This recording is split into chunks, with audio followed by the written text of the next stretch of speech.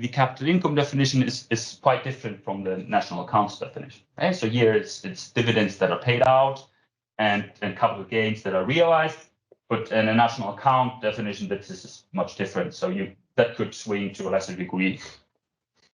But if we, if we think this income definition in the household income is the correct one in a macro perspective, and you assume there's going to be a 50% income growth, and that the 50% of the income growth is due to capital income, so they change to a much larger even labor income, then you can see there's quite a substantial effect on the stabilization coefficient. So they go down from 38 to 29%, so almost by 10 percentage points. So on average, so that's why I'm saying on average the effect is small, but in single years the effect can be substantial. Okay, so then next the unemployment shock. First is the random shock. So everybody, so I randomly choose people and the population, and they lose their income and get unemployment benefits. And then a reweighting scheme. Okay. So where people, I take the people who are unemployed and increase their weight in the population. So there you get quite high figures. So then approximately, you see these figures, they are I would say rather close to each other. Approximately 70% of the income shock, of the unemployment shock, is absorbed by the tax transfer system. And this is more or less also regardless of the size of the shock. So if you shock unemployment by 2 percentage points, 5 or 6 or 7, these figures are almost unchanged. Now, and if we compare this figure to figures from the literature, here's a paper by Matthias Stolz and co-authors, then these figures are pretty high. Okay, so if I remember correctly, Denmark had a stabilization coefficient of 80%, and the other Nordics, I think 50 or 60. And this is very high compared to Europe and the US.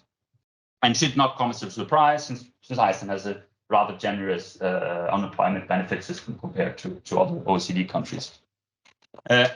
Now, but what happens here is that most of the income stabilization comes from the unemployment benefits, but a very small share from the labor income tax. And that's because, unemployment benefits are taxable. So if you lose all your income, you don't have to pay taxes on your labor income, but you get unemployment benefits and have to pay taxes on that. So essentially, these are, so if you add them together, that's a net effect of the tax and transfer. So what you count as tax and unemployment benefits, you could of course change that, but the total effect is substantial. So from the income shock to the unemployment, it almost doubles. Now another factor that can have a large impact. So here I'm just shocking income. So essentially all the nominal amounts are assumed to be unchanged. Now, if we go to the other extreme and assume that all the nominal amounts increase at the same share as income, you would get sort of a lower bound on the income stabilization. Because if you increase all the nominal amounts, you only get the average tax rate effect, and the progressivity effect sort of disappears from the stabilization. And then you get a decline in the income shock by approximately 11%. So this is so if you have a major shock, I would guess this is not so important. But if you have smaller fluctuations in incomes, this can become more important. Regarding the unemployment shock, this is less important because there, of course, it's the unemployment benefits who has the predominant role in the income stabilization. And there, the stabilization coefficient decreases by 4 to 7%, depending on which method is used. Now, so these are all aggregate numbers. And then first I showed you all this scatter plot with scatters all over the place. But then we can do check how it's above and below the median. We could, of course, check it more finely across the income distribution, but it shows here sort of the simplest way to do that. So here's an income shock and an unemployment shock, and it's below and above the median. And you can see for the income shock, the income stabilization is much higher above, or it's higher, maybe not much, but higher above than below the median. And that doesn't come to a surprise because the marginal tax rates are higher in the higher income groups. Now, but this reverses when you go to the unemployment shock. There, income stabilization is higher below the median. And that's because there the unemployment benefit is very important. So there the tax has almost bears almost no share of the income stabilization, but the unemployment benefit almost explains all of the income stabilization below the median. Whereas if you go above the median, the tax system becomes more important and the unemployment benefit less important. So, and other scenarios that are also in the papers is that, so the figures you saw all these weird scatters all over the place that were mostly due to the joint taxation of child benefits and the income taxation system. So it seemed to have a very large effect from the scatter point. But if you do the aggregate number, joint taxation reduced stabilization by only approximately 1 percentage point. So it doesn't affect it to a large degree. There's a large debate and literature on whether joint taxation is good or positive, in optimal income taxation literature and elsewhere. But at least from a stabilization point of view, this doesn't seem to be an important factor, at least there. And if I add social security contribution, the stabilization coefficient only increases by 1 percentage point. And that's a fact because first the tax rate is 6 percentage points at 6%. And since the tax incidence is borne by the employees, the effect is only 1 percentage point. So of course, if the employer were to be assumed to bear all the tax incidence, this 1 percentage point should be roughly 6 percentage points. So that's important what you assume here in this regard. Okay, so let me come to the conclusion. So the income stabilization coefficient is approximately 40% for an income shock, and almost irrespective of how, if the income change is inequality increasing or proportional, and the size and the sign of the shock. Now this can be, however, much lower when the tax thresholds increase in line with the income, and this can be substantially lower when the share of capital income in the income growth is high. Okay, if it's just equal to the average share, the effect is quite small. And then the second, main result is that approximately 70% for an income shock, an unemployment shock, is observed by the tax transfer system. Now, how are these figures compared to others? So there's a list of papers that Matthias Dolz and co-authors have written. So one from 2012, where they have for most European countries, among others, 3 Nordic countries and the US. So they have Finland, Denmark, and Sweden. And if you compare the income shock without the social security contribution, we seem to be rather high on the list there compared to Europe and the US. But if you add the social security contribution, which is of course very an important income source in many European countries, the automatic stabilizers seem to be smaller in Iceland compared to the Nordic countries, and not very high in a European comparison, but not low either. However, the unemployment shock, that's high in all accounts. So the highest income stabilization coefficient was in Denmark, about 80%, and we were 70, very close to there, and high in the European comparison. So whether these figures, whether these 40 and 70% is high or low, depends, of course, whether you're analyzing an unemployment or an income shock. This, of course, work in some progress. So there are other analyses that can be carried out. And I guess the most important one would be to change the tax transfer parameters and see what happens to the stabilization coefficients. Second, we could assume a asymmetric change in unemployment instead of just the random increase and see how that affects. One could analyze the development over time. I've checked the sort of more recent years, and these stabilization coefficients are rather stable over time. It doesn't come to a surprise that there have been some tax reforms, but the weighted average of margin tax rate hasn't changed a lot. So So this will be sort of more or less more flat lines, at least in the recent 10, 20 years. Now, and then finally, one could estimate the fiscal stabilizers with realized change in income and unemployment. And then one could disentangle the sort of the real-time automatic stabilizers, or the stabilizers that sort of happened in reality, and you could disentangle the effects from income and unemployment changes and the changes in tax transfer patterns, because obviously they are always changing every year. Yes. So I think that's what I'm. Thank you.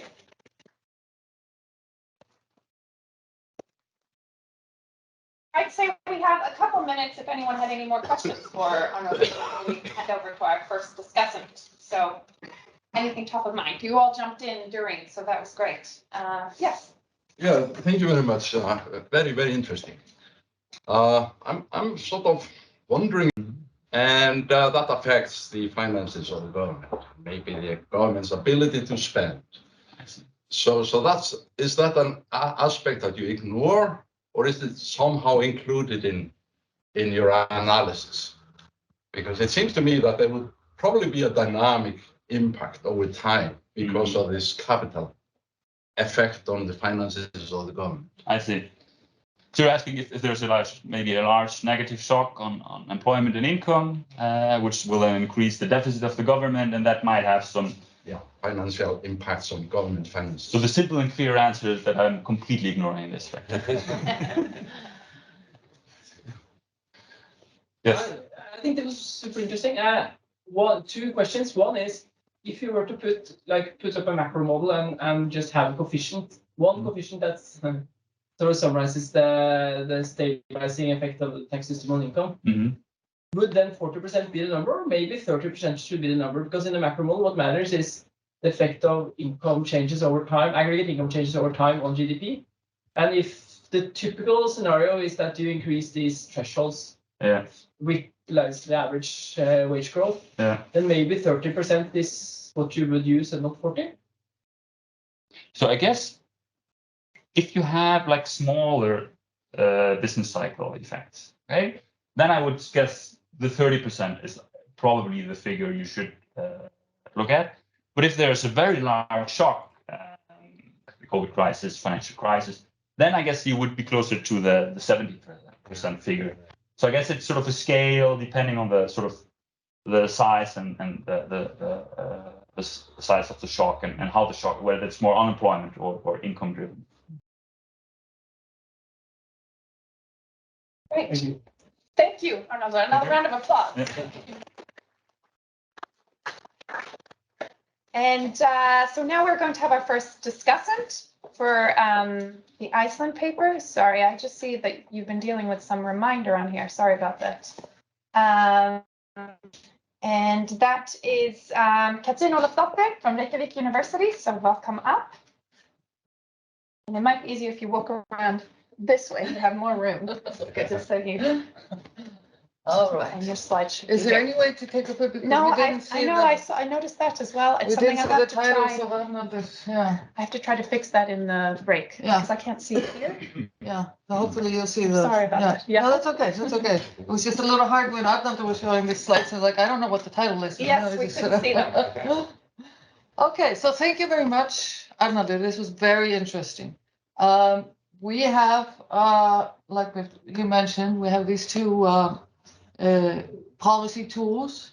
We do have quite a bit of research on the monetary policy, and I spent quite a bit of time over there studying those studies and all of that. We do not have much on the fiscal policy side, so I truly welcome this paper, although I am going to be critical, obviously. So at the risk of repeating myself, we do have these two sides, fiscal policy, monetary policy, and we can have discretionary measures or automatic. And of course, what Arnaldur was focusing on was the automatic side. It is important for all policy to know what the reaction is. If you're going to do something, what is going to be the reaction? And as I said, on the fiscal side, we do not have a lot of that. Now, what Arnaldur is doing is looking at the income stabilization effect. I looked at Dals et al., where they say, okay, this is interpreted as a measure of the income insurance provided by the government. My first thought, I had not come across this term before. My thought was, okay, how is this different from the marginal effective tax rate? Well, Dals tells me right away that this is pretty close. They're pretty close. So yeah, so that was fine. Now, Arnaldur is doing this simulations based on 2019 data. It's a static simulation, but it demonstrates very well the structure of the system and how it reacts in a static environment. Of course, what I am hungry for is the behavioral part, which is not here, but I understand that that's a much bigger project and all that, but I'm really hoping that's going to be the next step for Arnaldur or somebody else to look at the what is going to be that, what is the behavioral component. We are, if you look at, first going to this, there was a question here on the multiplier. This is from Central Bank of Iceland's QMM model for the fiscal multiplier, where they indeed find a short run tax multiplier of 0.3. I think that was your question here before. And for the expenditure shock, a short run fiscal multiplier of 0.8. So this is from their QMM model. I hope 2019 is the latest one that they have published. I found an older one, but not a newer one. But so this is their estimate with the behavioral effects, but going through their general equilibrium model. Now, 2019, sort of average year, 3% inflation, GDP growth, little lower than we're used to, unemployment a little higher. But what is sort of the reason I want to look at the behavioral component is that we have had quite a bit of fluctuations in domestic savings and private consumption in recent years. These have been unusually high fluctuations, especially on the savings side. Private consumption was 50.2 in 2019. The average from 2000 to 2022 is 53%. So there is a difference there. Domestic savings has fluctuated quite a bit during this last 20 years. Now the tax system in that year has the two brackets. Of course, I'm going to mention that we do now have a third bracket. And you did say that there's not a big difference. However, my interest in is that when we added the third bracket, so you have the two brackets out here. When we added the third bracket, it was not on the high side as we're used to saying, but it was on the low side. So I would really want to see what comes out of that part. So that's my, yeah. I understand that the data for 2020, it's not a really normal year, 2020, but I'm pretty sure you can take that system and put it on this data. And somehow, maybe you've done it already, I don't know. But I do want to see that because this is always sort of something on my mind. It's like, but you know, what happens in the year after? You might tell me that it's not a big difference, but I want to see it. Tell me, let me know. Going to the results, I think these are very interesting results and are going to be very helpful in terms of fiscal policy.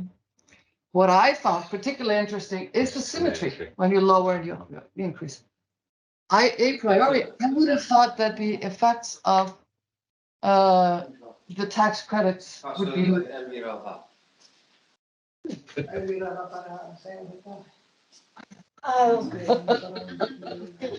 Okay. I'll just.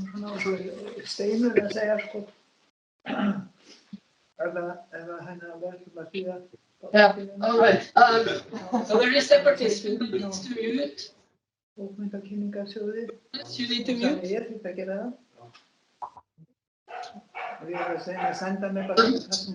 Somebody needs to mute their microphone. Yeah. The organizer is doing it. Okay. All right. Yes. So the symmetry I found really interesting because the way we talk about these tax credits, it's like they are much heavier, way much more. But on the margin, they don't seem to be the deciding factor on the margin. So I think that was the interesting result on there.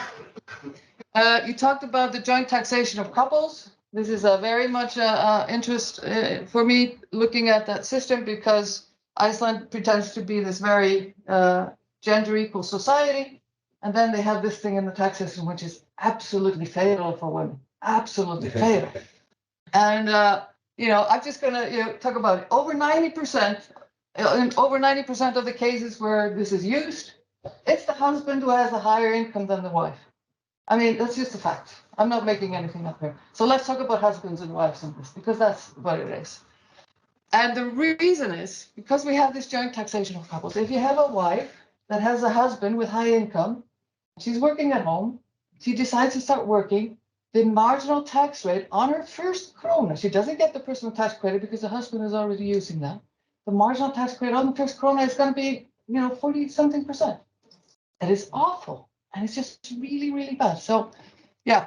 So I was happy to see that this is not a big factor in the whole scenario, because it makes it easy to get rid of it. Because that's my goal in life, to get rid of it. This is really against everything we say about gender equality. This comes just, yeah.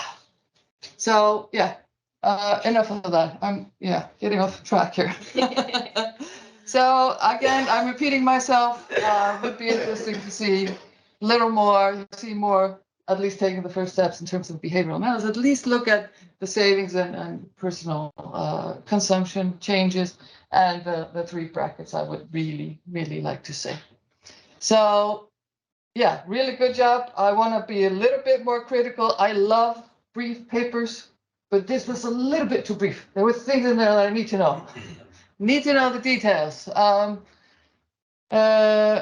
like the idea of inequality increasing, decreasing, but I want a little more development on that. So how is this thought out? What is going on there?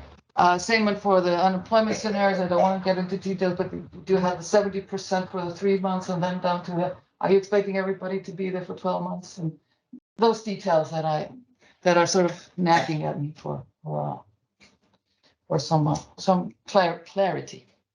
So other than that, I'm very happy to see it. I thought the marginal tax rates for the individuals and how they went up to infinity or whatever it was is a scary bit, but we did say, and if you want to give me a Christmas present, the scatter plot for that for joint taxation would be the best thing that I could get. So I could, see how that works out.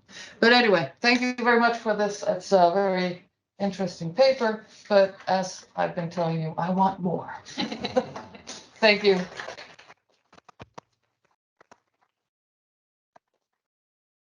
Thank you, Katrín. Any follow-up questions to Katrín here? No? Good. Then we're going to actually take our coffee break now, and we're going to get a longer one, which is good news, I think, both for our technology and for you. So we have about 30 minutes now. There is next door some refreshments, coffee outside, and then at 10:30 we will start with the Danish segment with Torben Andersen, our Danish author, online. So I hope to make all that happen in these 30 minutes. And I forgot to say earlier, I'm Antti Östman. I'm head of communications at Nordregio, and I project manage this. So apologies for not introducing myself. So we'll see you again in 30 minutes. And to you who maybe are online, we'll see you at 10:30 Icelandic time. Thank you. Policy in Denmark, so I take a somewhat broader perspective than the previous talk and sort of give a general overview on fiscal policy in Denmark, and also the discussion and where we stand today, and also a bit on the forward-looking part. So if it will work, yes. So just a few words on the background. If you go back quite some years, there was a very strong Keynesian tradition, a very active fiscal policy, a strong belief that fiscal policy, or mainly discretionary fiscal policy, could stabilize the economy. That's not the case anymore. We have moved more towards a rule-based system where it's more more focus on structural policies and more focused on medium and long run issues, and in particular the issue of ensuring fiscal sustainability in the wake of aging populations and so on has been very important and is embedded in the fiscal framework. But of course, the automatic stabilizers are important, and it's also generally perceived that they are stabilizing and that they are important. And we have seen discretionary policy changes from time to time. So it's still on the table, of course. And then on one point, important point in terms of macro policy is that Denmark stands out as an outlier, having a fixed exchange rate policy with a peg to the euro.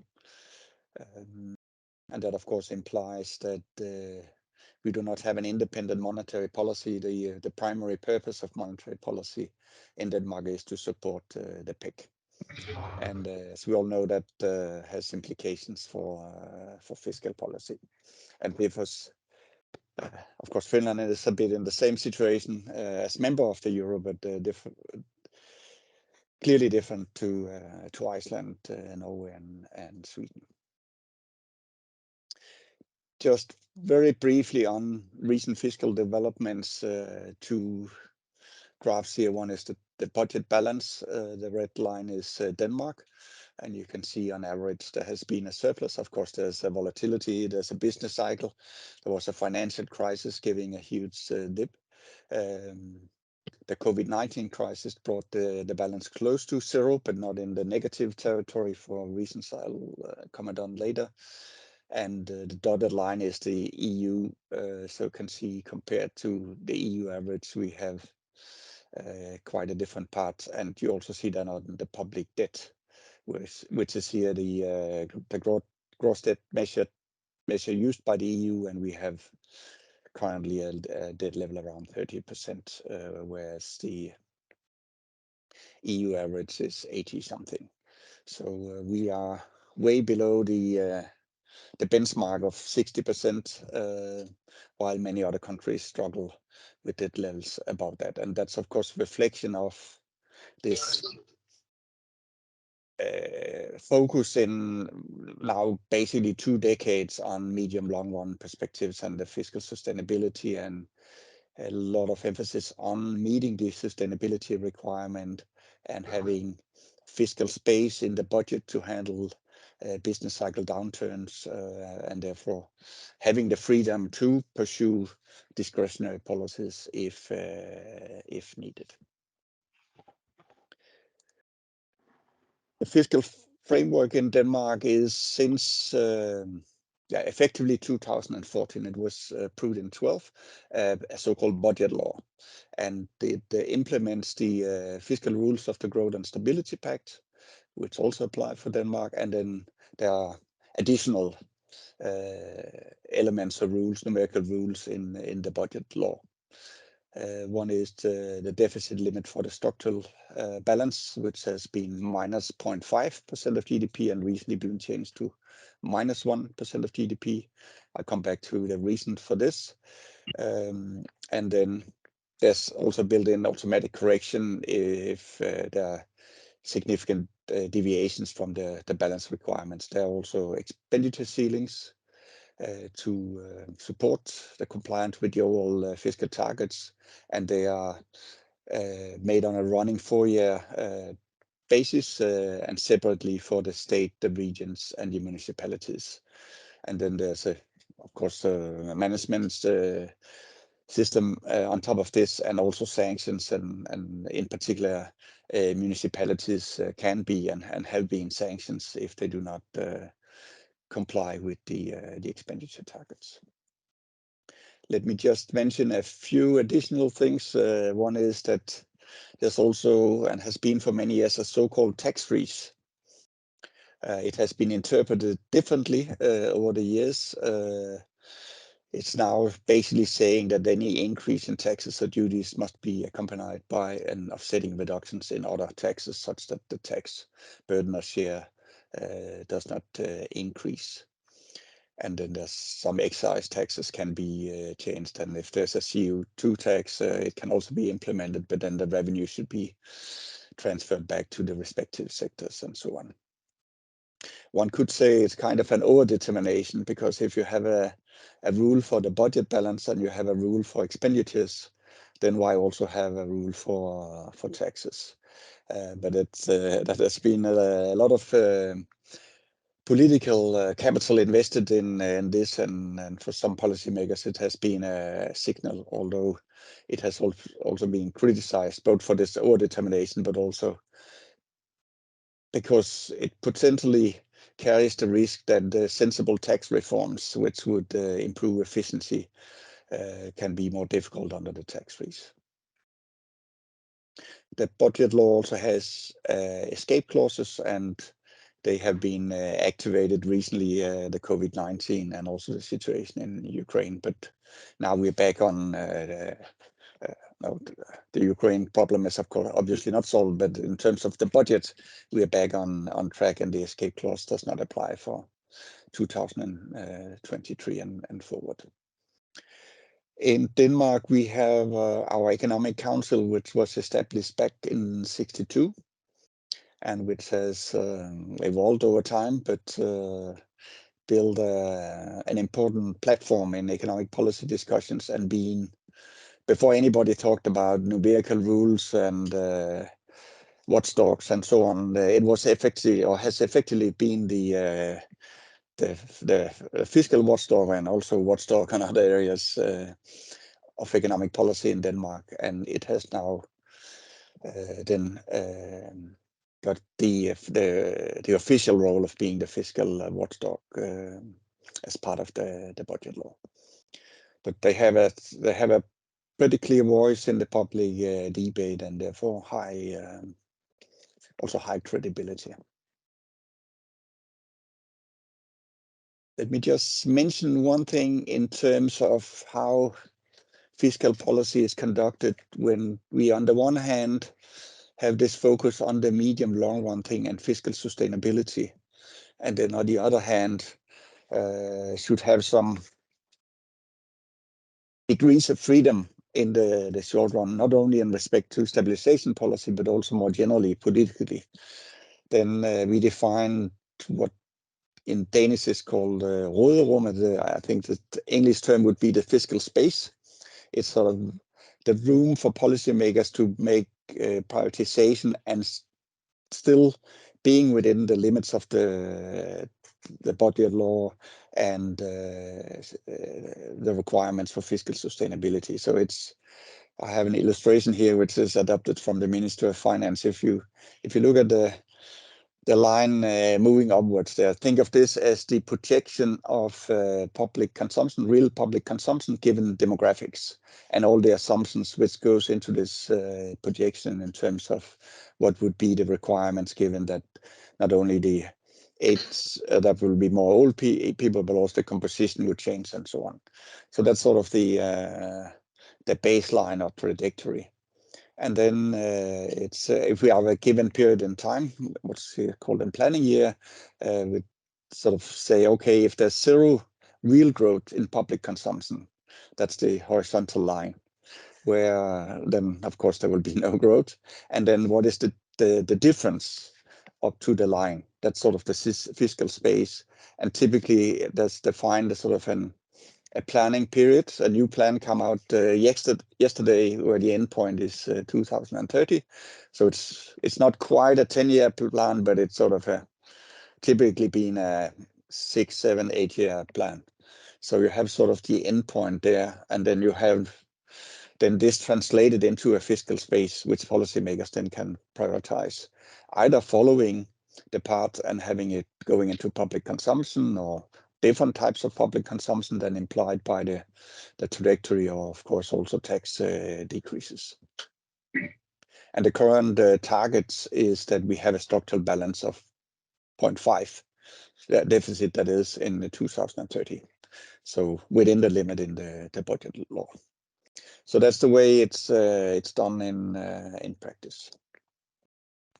Let me first say something about discretionary fiscal policy. And I think it's a consensus view out there that previous fine-tuning beliefs in discretionary policy are not substantiated empirically. There has been many examples of maybe with the best intentions, but discretionary fiscal policy not stabilizing or maybe even destabilizing due to all sorts of lag, information lag, decision lag, implementation lags, and effect lags, and so on. And there's a consensus view that not use discretionary fiscal policy very much and rely more on the automatic stabilizers, and there's also been calls for strengthening automatic stabilizers. This is an important discussion, and I agree on this point on the limits of fiscal policy in terms of fine-tuning. But I think it's important to make a distinction here between what's here called a defensive approach and an offensive approach. And what I just talked about is really the offensive approach, where you think that you can fine-tune the economic development via discretionary fiscal policy. But in most years, there would be, for other reasons, changes in fiscal policy.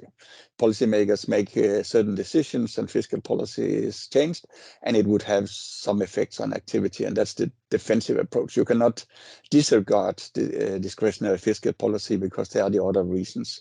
And in respect to these changes, it's important that you still consider the business cycle situation, because you would try to not have these changes being destabilizing, so not adding more expansionary effects in a booming period and vice versa if there's a contraction.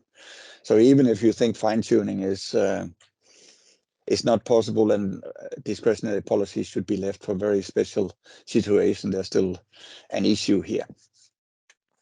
In Denmark, there is a long tradition for estimating what we call fiscal effects, and that has been growing out of Keynesian models and the multipliers.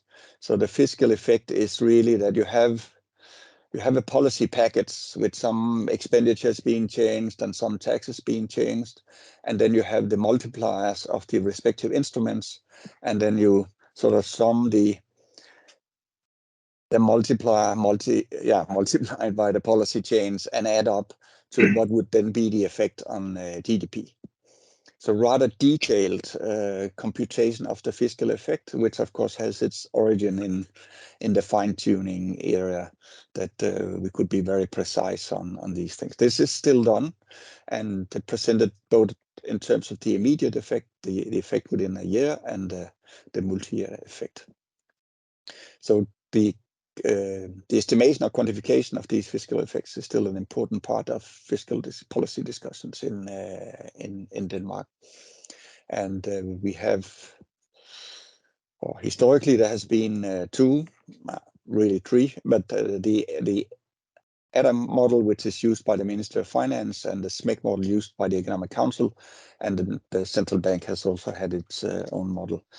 And now a new model is entering the scene called the macro model. Not very innovative name for this, but it's meant to replace the ADAM model for the Ministry of Finance. And the macro model is a more modern macro model where more effort is made in modeling dynamics and integrating short-term effects with medium long-term effects, of course, in consistency with the way policy is being planned or all the thinking about economic policy. But from the ADAM and the SMEC model, you have basically a huge table of multipliers, which you can then use when you compute or quantify the fiscal effects.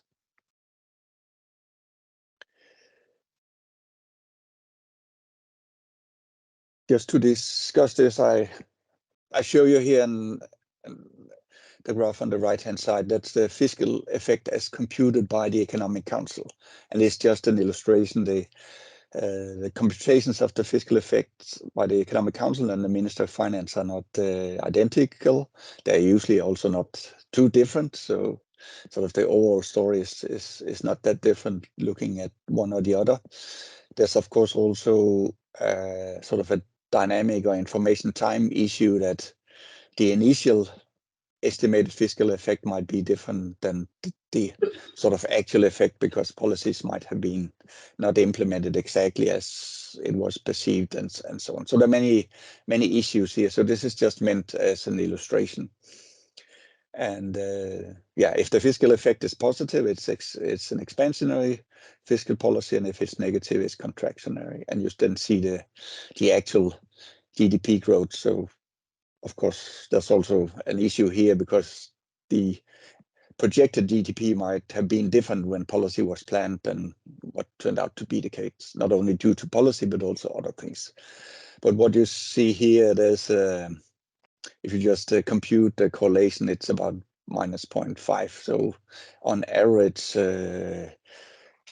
discretionary fiscal policies measured by the fiscal effect have been countercyclical. So in that sense, not too bad a record, but also obviously not it's not a fine-tuning graph showing that the discretionary fiscal policy has been on target all the time. And there are many examples where it has been off the target. And I think some of the important ones were just before the financial crisis, the Danish economy was booming. And the overheating housing market was, you saw very steep increases in housing prices, unemployment was very low, wage increases started accelerating and so on. And policymakers, despite many economists recommending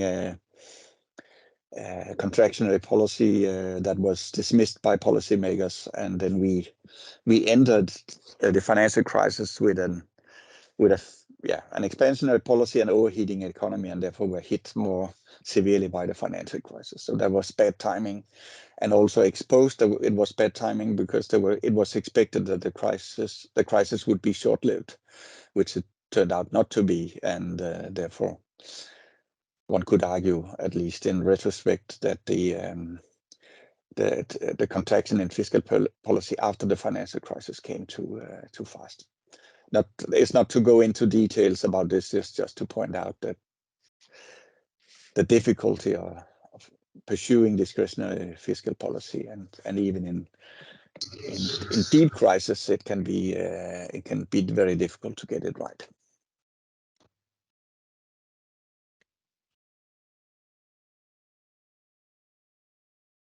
The Economic Council, which is then also implicitly our fiscal council, they have over the years many times discussed the scope for discretionary policy, and basically also share the view that this should be reserved for special cases. Fine-tuning is not possible. You should only pursue discretionary policy if there's really a major change in the economic situation. At some point, they defined a rule, and I bring it up here not because it has been extremely important for what policymakers have been done, but it's interesting to discuss in terms of this perspective of what is the scope and the difficulties of discretionary fiscal policy. So their rule said that unless GDP or the output gap is more than 1%, and that's numerically either positive above 1% or negative below -1%, there should not be any discretionary fiscal policy. Originally, it was defined in terms of the output gap, but they had later changed it to be defined in terms of the employment gap. And then the rule was that if the gap is 1%, then consumption and estimate should change also by 1%, and that corresponds sort of an average to have a fiscal effect of roughly 1/4 percentage point. So that was trying to sort of, on the one hand, say that don't fine-tune, but on the other hand, if we are in a severe situation, you can do some, and also saying something on the order of the fiscal effect, and therefore the output effect of the policy. In the graph on the right-hand side, I show the assessment of the employment gap for 2023, as it has evolved from the first forecast made by the Economic Council in spring 22, and also by the Ministry of Finance. And if you look at the blue bar, first they expected a gap of around 2%, then they adjusted it down to be very close to 0.5, and then they changed it to 3. So really a zigzag in the projection here. This is not to sort of point at the Economic Council, because we know this is extremely difficult and then can be ups and downs in the precision of the projection. For this particular period, the Minister of Finance have been more steady and more close to how we look at it today. So that's not really the point. You could find other periods where it would be the opposite. That the Economic Council is more to the mark than the Minister of Finance. The point is that it's extremely difficult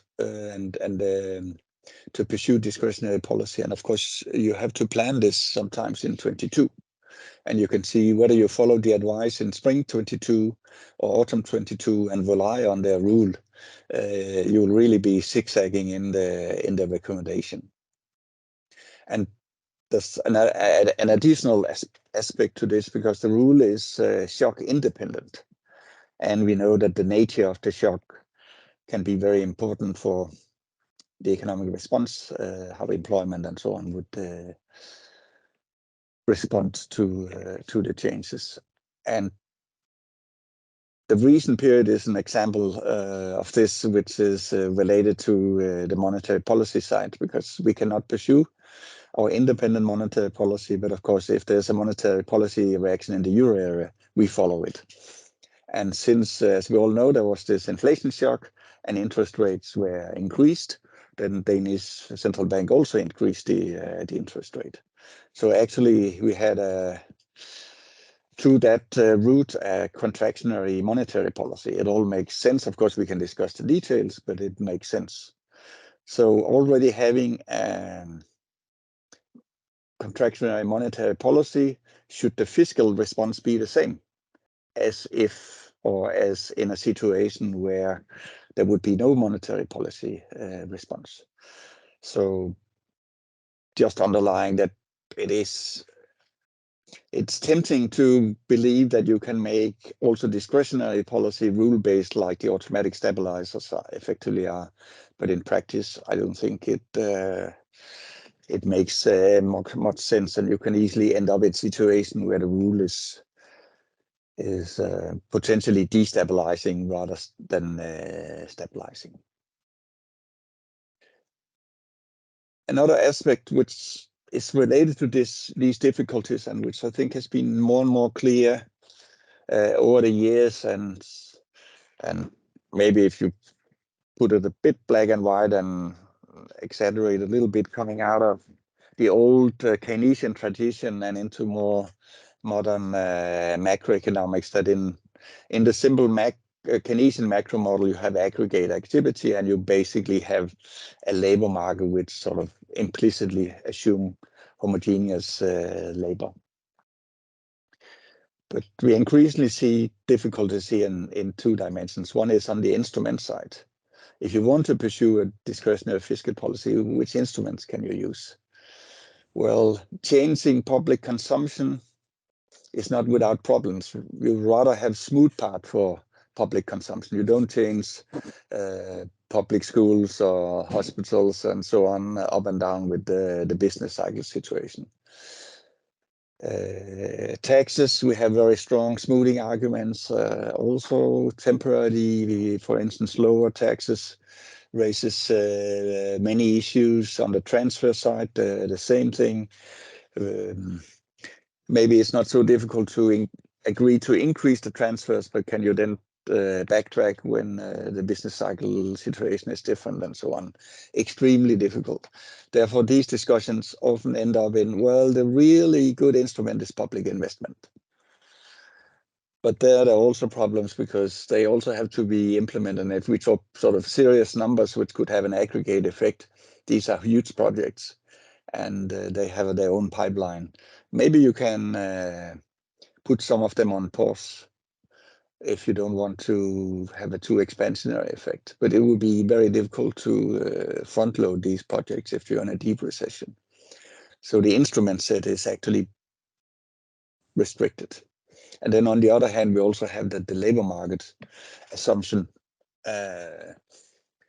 is not that labor is homogeneous, and if we have a given employment gap, we should just increase aggregate demand, because a given employment gap can have very different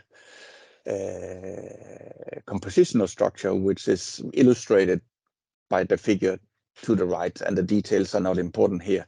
These are two episodes where there was a negative employment, positive employment gap, and very different sectoral composition. So in some years you might want to do something which benefit the construction sectors, but the other episodes definitely not the construction sector. So just manipulating aggregate demand could be very imprecisely targeted to the problems in the labor market. And since we see more and more specialization in the labor market and more division of labor and via trade and new technology and whatnot, I think that's a further argument weighing in on the difficulties on pursuing discretionary fiscal policy. We have in Denmark two examples of unconventional discretionary instruments. I think could be interesting just to mention them. Then we can discuss whether they are so unconventional that we cannot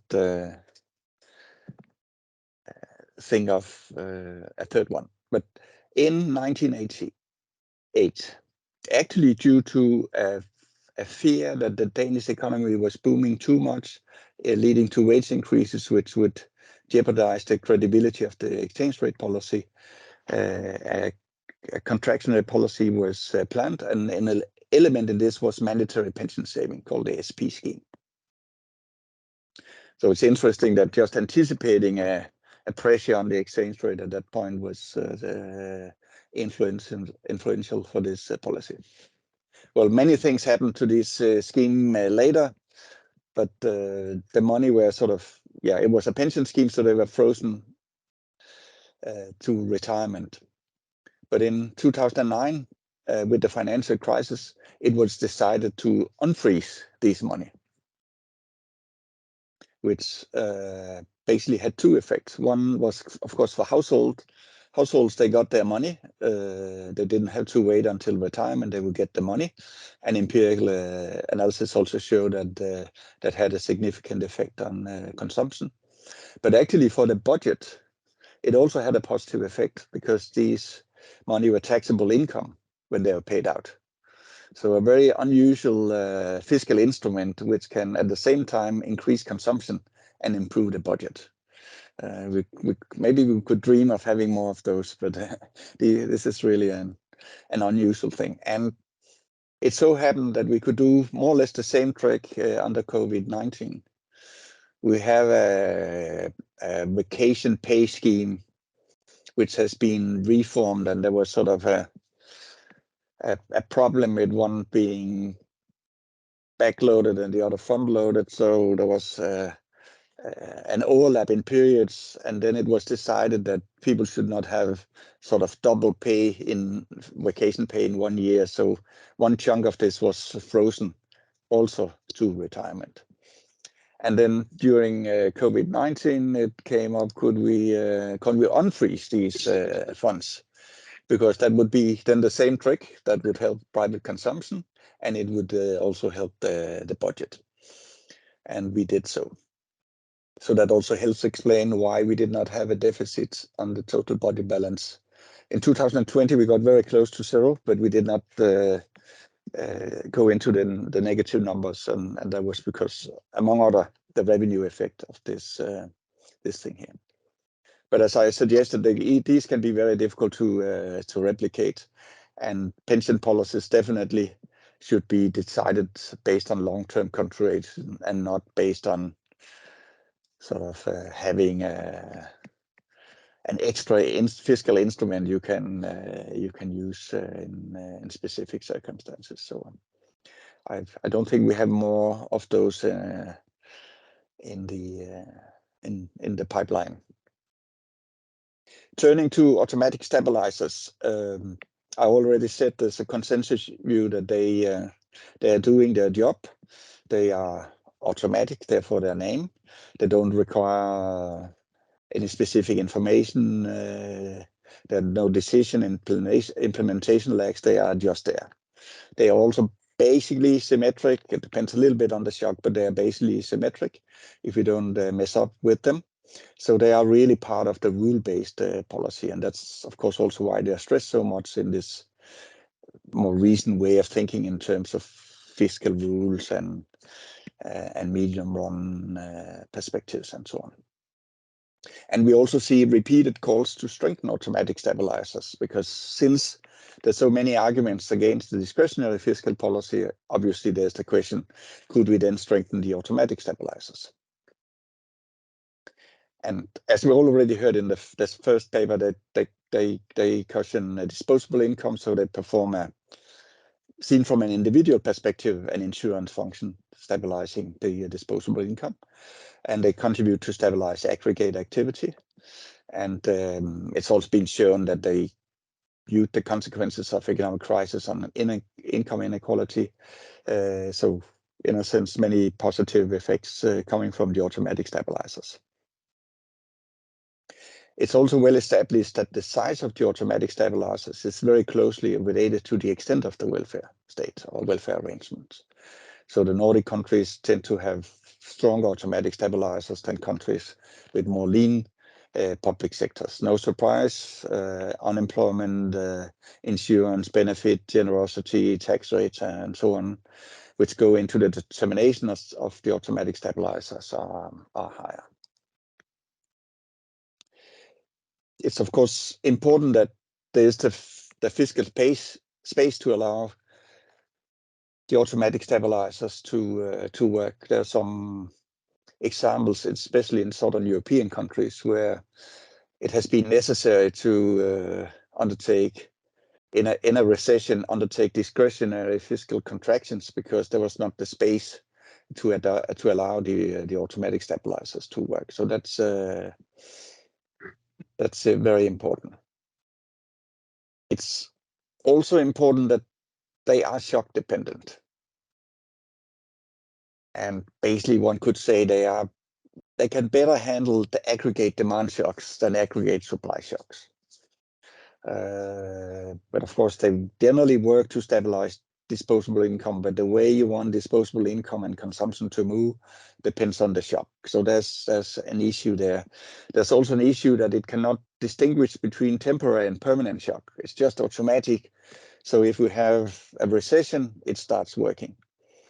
But if this recession is more long-lasting and maybe have structural reasons, then it of course could bring public finances into systematic deficits. And then you will have to respond. So it cannot 100% be an autopilot in fiscal policy, but it has a strong rule-based foundation. But it's equally important that even though we praise the automatic stabilizers, the size of our automatic stabilizers are not really an outcome of a macro design consideration, sort of sitting down and say, okay, looking at the structure of the economy and possible shocks and whatnot, we would like to have stabilizers of this size. They're really the net result of how you have designed other policies. The social safety net, various types of benefits, their generosity, eligibility conditions, and so on, and the taxation system. Once you have decided on these things, it all adds up to the automatic stabilizers, because obviously in the social safety net, when there's unemployment, some would be entitled to benefits. When income changes, how much you pay in taxes and so on and so forth changes. So I think it's important in this discussion, especially both to understand how the automatic stabilizers work, but also when we discuss, we would like to strengthen them, that this is easier said than done.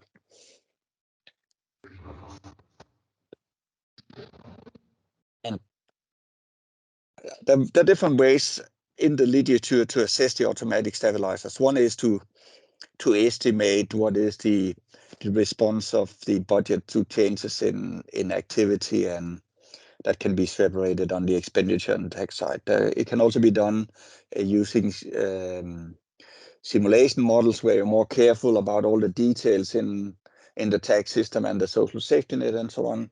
Or one could approach it a bit more from the theoretical side, which I will do here, and say what are really the origins of the mechanism stabilizing disposable income, which at the end of the day is what is important when we talk about stabilizing private consumption. And there are really two types of variations here. Now it says wage variations. It should really be intensive variations. It could be either wages, but also working hours. And then we have on the extensive margin employment. Because the intensive margin responses over the business cycle would affect the public budget differently than extensive margin responses. And the intensive responses, the most important thing there is the income tax system and the marginal tax rates. If you have lower weights or higher weights or work a few hours less or more, it would affect your income and then how you are taxed on this income. While when there is changes on the extensive margin, it would be the so-called participation tax. The participation tax really measures what is the effect on your disposable income from moving from employment to out of employment. And there are two effects here. One is that you will have lower income, so you pay less in taxes, and you are now entitled to some benefit level. So the sum of the tax and the benefit is really the budget effect here. This is also sometimes called a double budget effect. But if you look at it from an individual household perspective, it's really the participation tax. Because it would be symmetrically if I'm unemployed and go back, find myself a job, well, I lose the benefit. Now I have a higher income and I pay more in taxes. So, and in my paper, there's an appendix where I show that this is precisely the same thing which generates the participation tax, which we will discuss in a labor market context in terms of incentives, which at the macro level generates not all, but a significant part of the budget response to a change in activity and in employment. So when you have a high participation tax, you also have a strong automatic stabilizer and vice versa. And of course, now there's a kind of paradox, because at the micro level, when we discuss the participation tax, we say, oh, too high participation tax. We don't have sufficient incentives for people to be in employment and search for jobs and so on. And many reforms in Denmark and other countries over the last decades, they have had this focus trying to bring down the participation tax. Then we discuss macro and we say we love the automatic stabilizers. Well, of course, we can be a bit schizophrenic, perhaps, but we cannot have both. So that's a dilemma, and that's also why I said it's easier to call for stronger automatic stabilizers than actually create stronger automatic stabilizer. There are something you can do. Maybe you could build in business cycle contingencies in the social security system, or the social safety net, sorry. For instance, making benefits business cycle dependent or things like that. So there's something you can do, but it gets it's a bit difficult and it gets sort of a bit technical or complicated to do it. So just to look at these two dimensions for Denmark, and these are in other contexts, one would present these as showing the effects of structural reforms we have made. The marginal income tax rates have been lowered over here, but that weakened the automatic stabilizers in terms of intensive margin responses. And we have reduced the participation tax. Here you see it both for people who are eligible for unemployment benefits and those who are on social assistance, and you can see a downward trend. So over these years, through these structural reforms, which have very good, the good rationale for doing them, it is an implication that we have weakened the automatic stabilizers a bit, not significantly, but they have become weaker, and that points to this dilemma: how can we square structural issues, incentive issues with macro questions? Okay, let me finally say a few words about fiscal sustainability, which... Yes, Torben, let me just, yeah. you have five more minutes. Yeah, that's perfect. Has been really center issue in discussions in many years now, and also reforms have been undertaken so we meet the requirements for fiscal sustainability. And a lot of reforms add up to this, but the major reforms is an increase in the retirement age, both the retirement age and we have this early retirement scheme. And first in steps, and then we have what we call the indexation rule, that we link the retirement age to longevity. And that's what you see in the top graph here, that given the current projection of the increase in longevity, the statutory retirement age would increase, as you see. This indexation rule has additional elements. One is that it targets that the expected retirement period is 14.5 years, but it's only decided each 5th year with a 15-year lag or lead time. So next time in 2025, Parliament would decide whether they would follow the indexation rule with effect from 2040, and then the retirement age would be 70 years. And there's a speed limit in this indexation rule because every 5th year, the retirement age can only increase by 1 year. The argument is that retirement age should not be too different across cohorts who are very close to each other. But the consequence of this is this hump-shaped figure you see at the bottom, that the expected retirement period has been increasing, and that's what the reform is targeting, to bring it down. But it would take really long time before we reach this target of 14.5 years. So we have the target out there. We are going in that direction, but it takes a long time to get there. And that shows up in the budget's profile, which you see here. This is, it's actually outdated by a report which came out yesterday, but the overall picture is not that different. And what you can see, if you look at the light blue line, which is the lower line here, it is the primary budget balance. It moves from surpluses into a sequence of years, a couple of decades with deficits and then surplus. And you can see this is really the inverse of the figure I showed you before. So that's the main reason why we have this trajectory for public finances having a deficit and then a surplus. The surplus out there is sufficiently large that in present value term, it would cover the deficits. And you can also see that in the blue line, that's the net wealth of the public sector, which is currently close to 15% of GDP. It drops a bit due to these deficits, but then it increases rather steeply out there. So we meet the fiscal sustainability condition, but we have a profile where we meet it by having surpluses in the far future, which can cover some deficits which we have in the near future. And then, of course, you can argue or discuss how robust this is. Will this increase in the retirement age, is that time consistent? Would the Parliament actually do it in 2025 and so on and so forth? There's also been a discussion whether this benchmark of 14.5 years is too tough, because it basically implies in the long run that an increase in longevity by 1 year increases the retirement age by 1 year. And then on top of that, of course, a lot of risk related to this, which you don't see from the figure, but which is, of course, also important to have in mind. So just to conclude, I think Denmark is an example of a country where the fiscal framework has proved valuable. The focus on the medium long run, having reforms ensuring fiscal sustainability, having rule-based fiscal policy where public expenditure growth is controlled and consistent with the revenue side.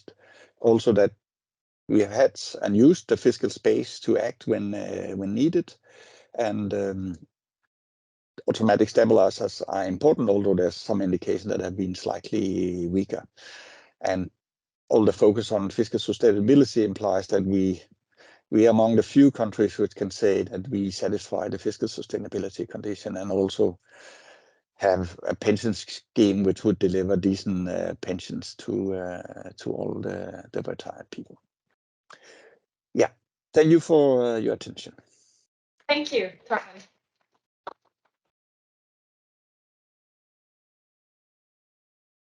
If you wouldn't mind, Torben, to stop sharing, then I'm going to share from here.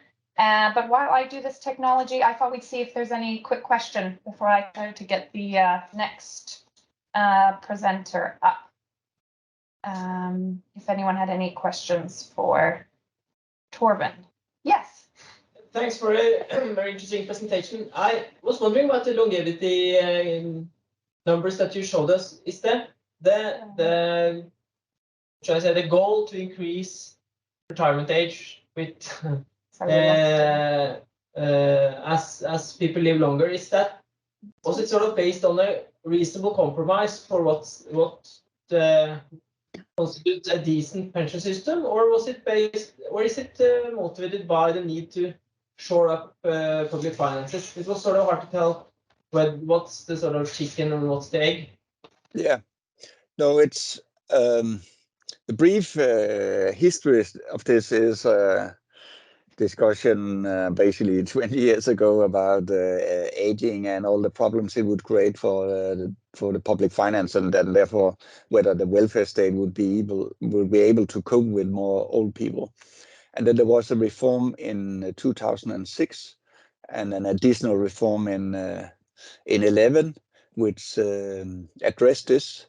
And from the perspective, of course, of ensuring sustainability of public finances, but basically sustainability of the welfare state.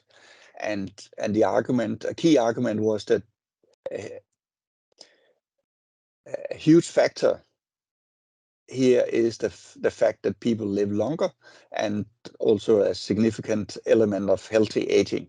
So therefore, from a generational perspective, it would also be fair that those cohorts who enjoy longer longevity in pretty good health also should contribute, and they would contribute by staying on labor later in the labor market. So therefore, this indexation rule was approved by a broad majority, but it has this element that Parliament every 5th year has to confirm that they would stick to the indexation rule. So that's why one could argue there's a majority, but of course there's a political risk what would be decided in the future. Thank you, Torben. Now we're going to hand over. Sarah? Yes. We'll have one question in the chat. Yes. I'd say maybe we take it after both discussants to make sure we have time, if I may. All right. Thank you. So yes, Paul Kramp from the Danish Ministry of Finance to come with your comment. Maybe go this way so you have more room. And then this should work here. Okay, perfect. Thank you. So thank you very much, and thank you to Torben. So a very, very nice overview, probably better than what I could have done. How it runs the fiscal policy in Denmark. So I will basically give a few comments. So I don't have anything specific where I think Torben is not correct. I think so yeah. I'll just run through. And yeah, please stop me because I have a tendency of talking too long. So let's see. So this was Torben was also saying that we have this focus on sort of the long, medium term instead of the short run. So if we sort of start out from the very long run, we want to have sustainability. So that's sort of a main goal for the fiscal policy. It has to be sustainable. So that's where we start. So having a stimulation for the economy saying that it has to be sustainable. So once we have that, then we can set a target for the medium term, which is now 2030. which is this target of a structural deficit of minus half a percentage point of GDP. Then when we have this target, we can actually start going back. So then we have the budget bill proposal. And that is, there we put the expenditure ceilings. So we have expenditure ceilings for a four-year period. So that is coming from 23 to 27. In order to sort of, this also gives a very smooth sort of fiscal policy that is not pro-cyclical, right? So we do the long-term planning. We want to get to minus a half. How do we put the expenditure ceilings in order to ensure this? And then we sort of let the economy run, and whatever business cycle fluctuation comes, it doesn't really affect spending either in upturns or downturns. So that's sort of how the system is supposed to work. And yeah, so this is basically showing the path for the structural balance. So we are in a surplus presently of around half a percentage point, and we want to go down to minus half a percentage point.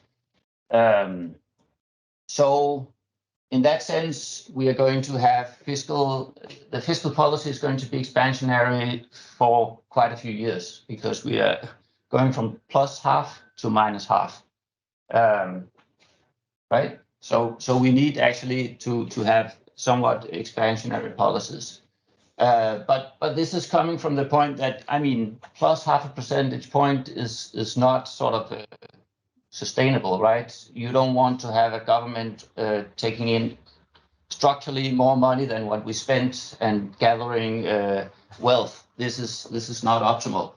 So we have to bring it down, but that means expansionary policy actually for quite a few years.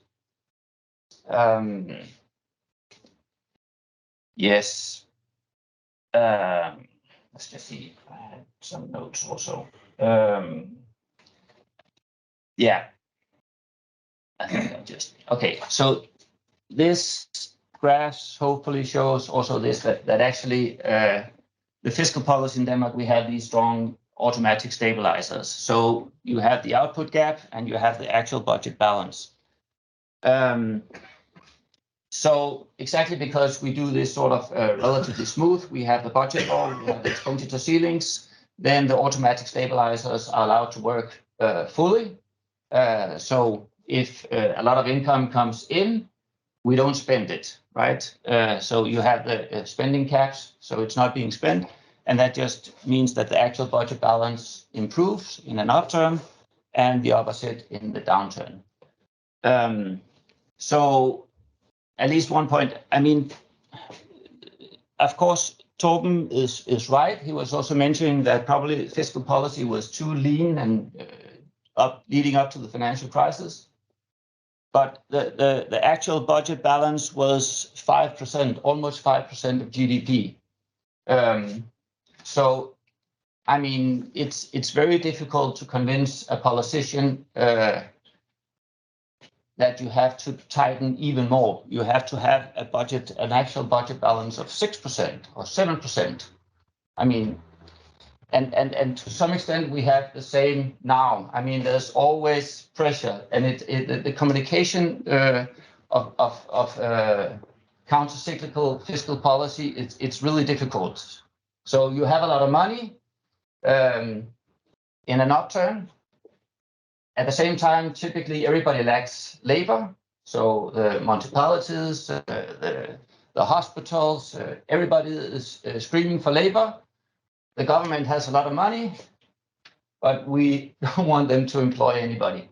It's a really difficult communication. So typically the ministers, so they have all the civil servants explaining, and they are actually typically okay. They don't want, but from outside, there's a lot of pressure to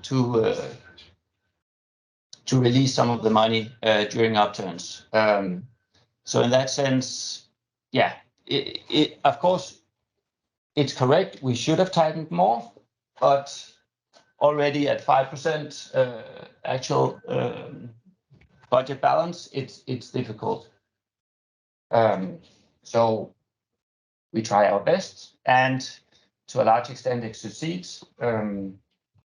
Yes. Yes. One other point also. So trying to explain this, we also typically get criticized or asked at least. So we say, okay, presently inflation is high. There's lack of labor. We shouldn't spend more money. And then they ask, okay, so if you spend $1 billion more, how much are you going to increase inflation? And all the models says almost nothing, right? So that makes it also harder to really push for making counter-cyclical business cycles or fiscal policy. And there again, the automatic stabilizers are nice, and yeah, but this sort of non-linearity, I guess, that we all perhaps have in the back of our head with inflation, that spending money in an upturn when there's already pressure on the economy, the inflation impulse is much higher from fiscal policy than in a downturn. But the models typically don't have this, at least, and I haven't seen any. So if anybody knows some really good articles or estimations of non-linearities, I would love to get them. Okay. 5 more minutes. 5 more minutes. So this is sort of in theory how we also think that you should run the fiscal stabilization. So you have the output gap, and then you have the multi-year fiscal effect. So sort of the overall stand of the fiscal policy. So in when the output gap is negative, you should ease, and in a downturn, you should you should ease, and here you should be more restrictive. But this is also a communication problem, because and of course it's a timing problem and it can be difficult to do in reality, but at the top of your business cycle, you should have the very, very strict fiscal policy stand. But when business cycles is sort of on the downturn, so you might still have a positive output gap, but it's smaller output gap, then you don't have to have, your fiscal policy shouldn't be quite as tight as it used to. So the 1-year fiscal effect here to here is actually positive. So even though you have a positive output gap, you don't need the fiscal policy to be quite as strict as it was in the previous period, because you're closing the output gap. So you have a positive 1-year fiscal effect. So that's actually where we are in the business cycles now. I would say that at least we forecast that the output gap is closing. So the very strict stand that we have on the fiscal policy doesn't have to. We do not need to keep. We don't need to have the 1-year effect being negative. We don't need to be even stricter than we are already. Okay. And this is just showing that actually this mechanical rule that Torben was talking about, we do more or less okay, except in 21, where we clearly had too much, the fiscal policy was too lean. But difficult things happened a lot better during after COVID than what we expected. I'll skip this. It was just macro. Okay, so shortly, flexicurity. So this that you have. So the automatic stabilizers on one hand, but the incentive to work on the other. So if you have very strong automatic stabilizers, perhaps you lower your incentive to work, as Torben was also explaining.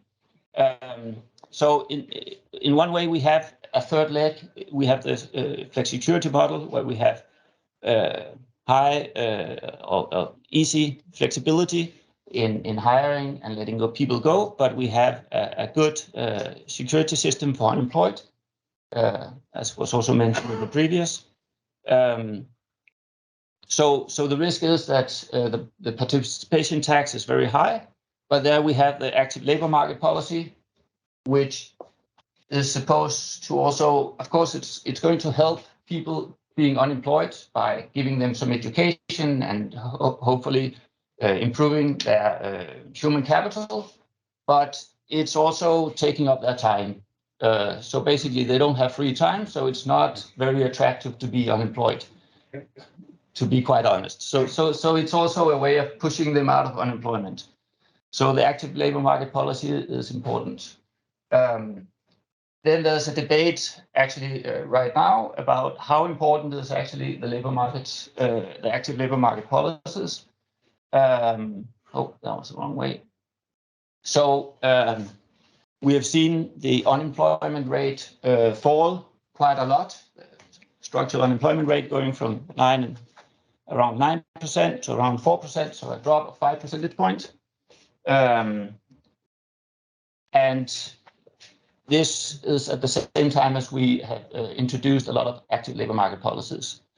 But if you look at the employment rate, sort of, it hasn't gone up as much.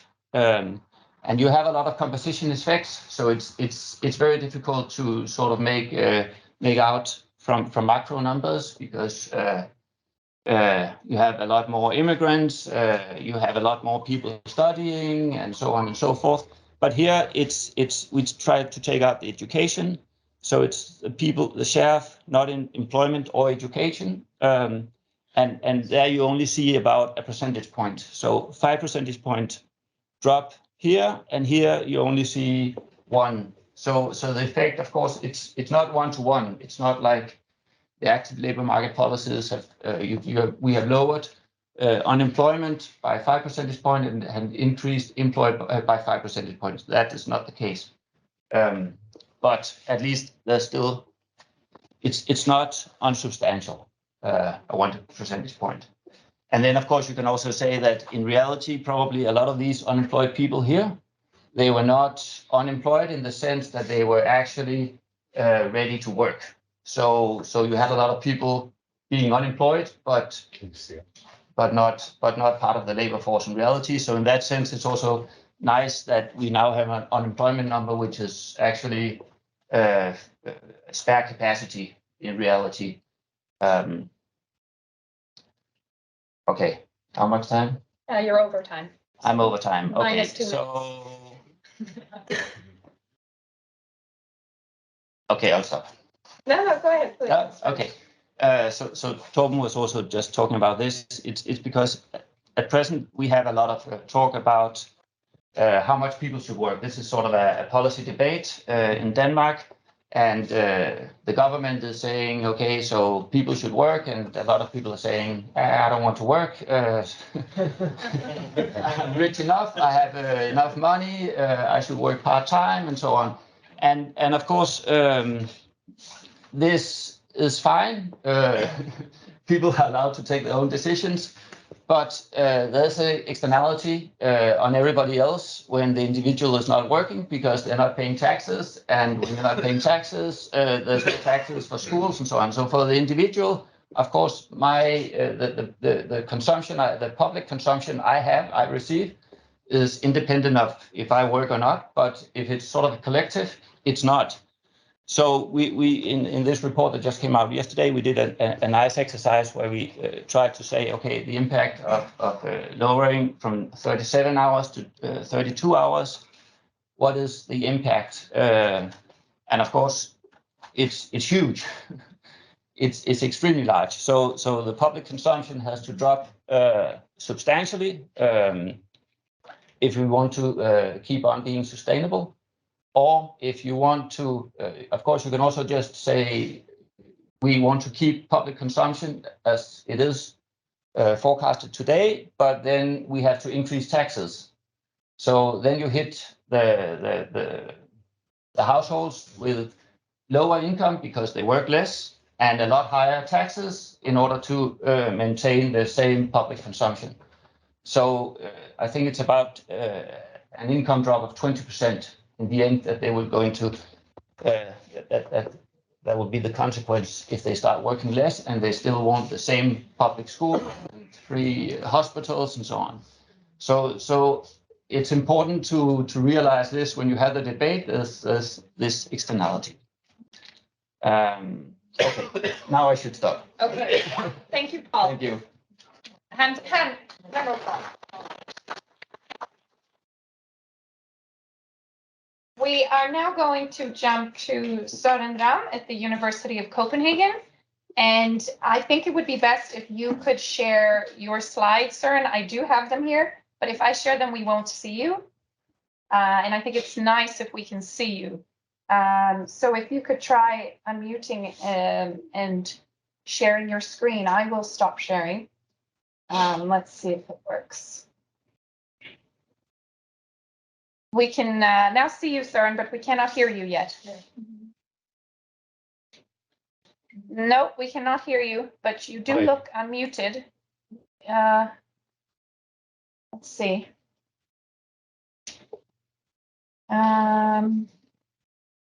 We can, yeah, we see your screen, but we cannot hear you.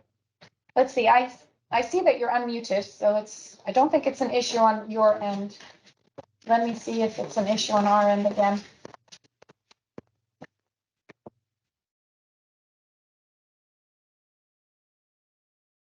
You try now, Søren? Do you online here, Søren? And is it just us in the room? We can't hear him. Okay. Okay, you can't hear him either. Okay. So give you a moment to maybe. Always the stress of the muting.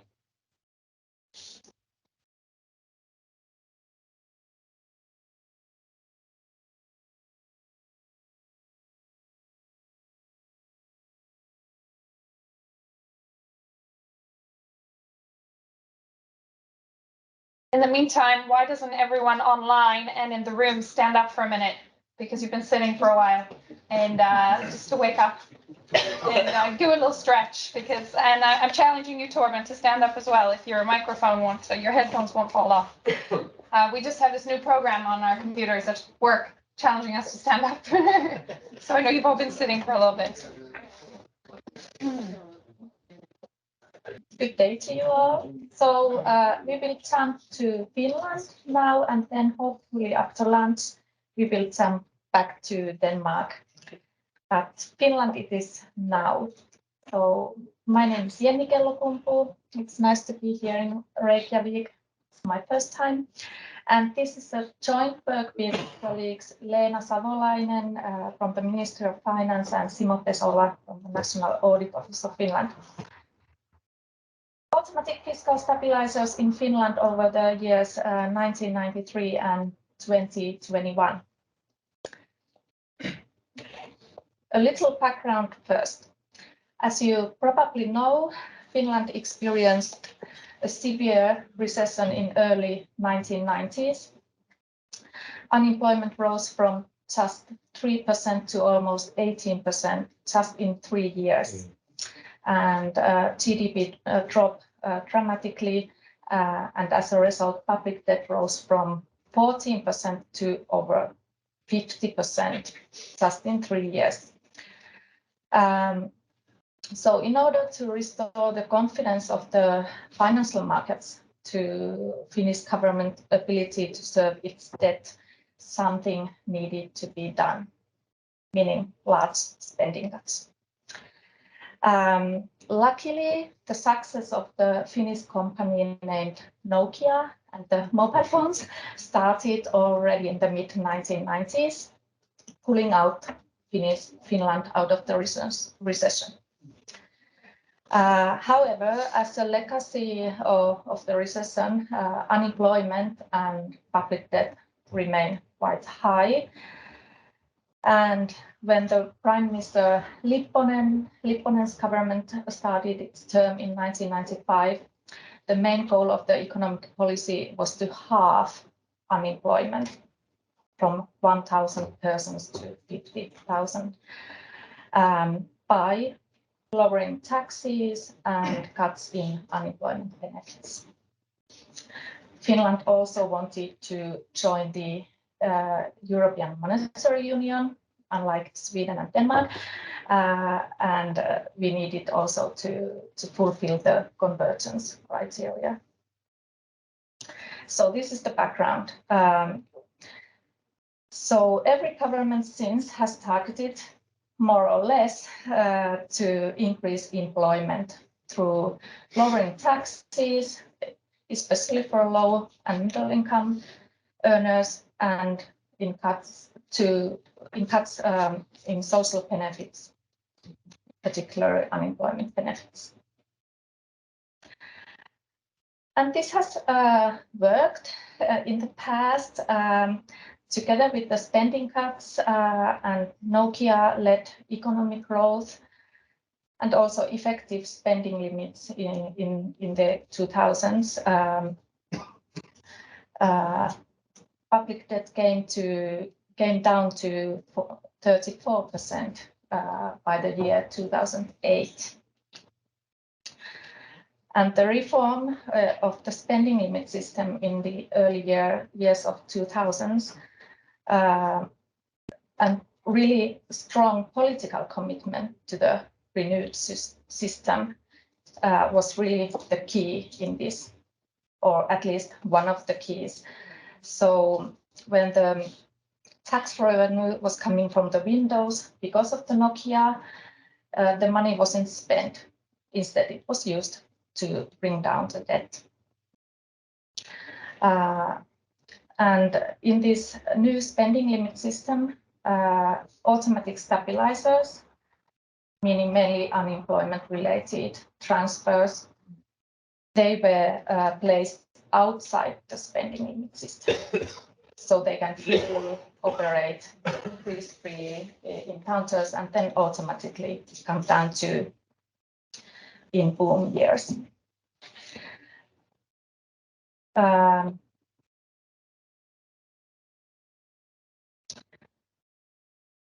However, in the financial crisis and the slow economic growth after that, this hasn't worked that well. Unemployment has risen, and so also the spending in unemployment. So the policies make work pay implemented in the past 3 decades could negatively affect the size of automatic stabilizers because there is a trade-off between incentives and size of automatic stabilizers. And what we really want to ask is, do we see this in the data for Finland? And let's go to that in a while. But before, I will show you main reforms in taxation and unemployment benefits during the past 30 years. And don't worry, I'm not going to list all of them, but just the main ones. So this figure illustrates the decline in average tax rate for median earnings after the 1990s crisis. So you can see that it declines quite nicely, reaching the lowest level of 25.6% in 2009, 10, and 11, and then has somewhat increased thereafter. And this is for median earnings in Finland. They are not that high as in Sweden and Denmark, but around 36 euros.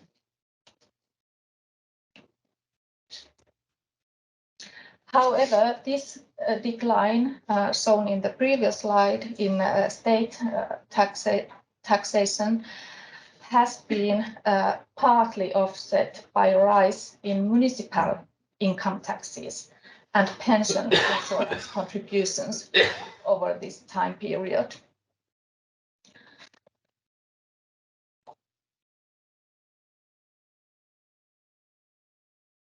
And other main reforms in taxations, capital income tax rate has varied between 25% and 29%, and then changed to a progressive tax in 2012 with 2 tax brackets.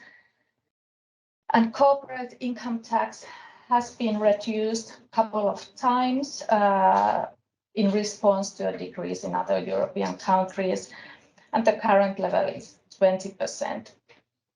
Value-added tax was introduced first in 1994 at the rate of 22 and then raised 2 times by 1 percentage point, and the current level 24% is one of the highest in the euro area.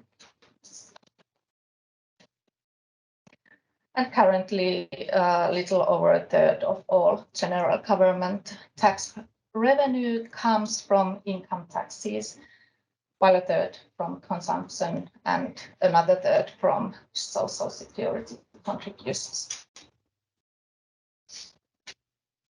So, as mentioned in the beginning, 1990s marked a decade of significant cuts to spending, and especially cuts to unemployment benefits, whereas turn of the millennium instead was a period of relaxation of eligibility conditions, whether you are eligible for earnings-related unemployment benefit or not, and increases in benefit levels as well. There was a significant one-off increase of 100 euros per month in 2012.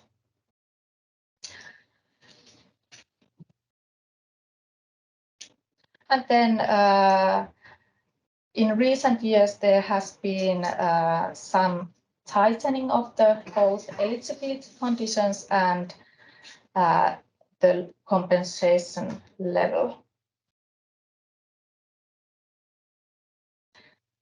And this figure here shows on the right axis the output gap, which we use as a measure of business cycle, and on left axis spending on different unemployment benefits as a share of GDP. And from here you can quite nicely see how deep the recession of early 1990s for Finland really was. And financial crisis was quite deep, but not as deep. And then COVID-19 was actually not as deep as was expected.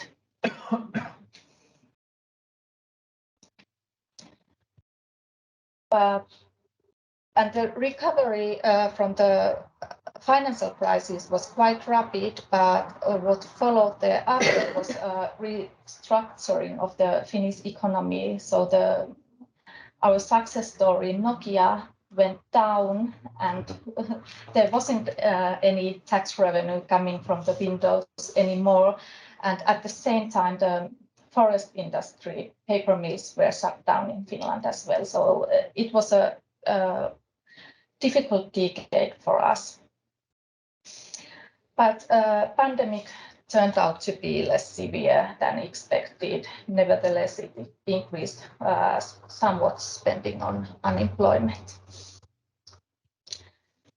Next, I will shortly describe you the data we will use in the estimations. We have macroeconomic variables from Statistics Finland, GDP, and so on. And the unobservable variables such as output gap and potential output we get from the Ministry of Finance for the whole time period.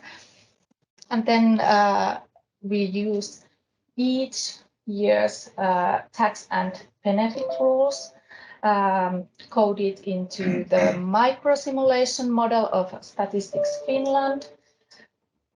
So it's really to-date information of the tax and benefit rules, all parameters, really nice one. And then also distribution of wage income of sample of 800,000 individuals provided by Statistics Finland. So it's a really nice register-based data of earnings, and we use that distribution to all other years as well by adjusting it with the wage and salary earnings index. And the method that we use, this paper is actually inspired by our Swedish colleague Markus and his co-author. So we will basically replicate their paper, but with the Finnish data. And this allows us to compare the results for Sweden and Finland quite nicely. But don't worry, I won't reveal the Swedish results since Markus' slot will be then last in the program. But we will estimate the budgetary semi-elasticity, which measures the percentage point change in the budget balance to GDP ratio in relation to 1 percentage point change in the output gap. And then this overall budgetary semi-elasticity is formed as a combination of the elasticities of 4 different tax categories and then primary expenditure elasticity in relation to the output gap. And this is done stepwise. First, we estimate the revenue to base elasticity, which highlights how tax revenues respond to changes in the tax base. So in what is taxed. So what changes there are in the legislation, how these tax revenue then change. Secondly, we estimate the base to output gap elasticity. So basically how wage sum responses to the changes in the output gap. And then third, we then weigh these elasticities with their shares of GDP. And compared to pure micro model estimations and macro estimations, where stabilizations are estimated through household income and demand, this approach treats automatic stabilizers as cyclical part of the general government budget balance, and this way we can see how the government balance reacts to changes in the business cycle and which budgetary items react the most. So from the point of view of Ministry of Finance, this should be particularly interesting.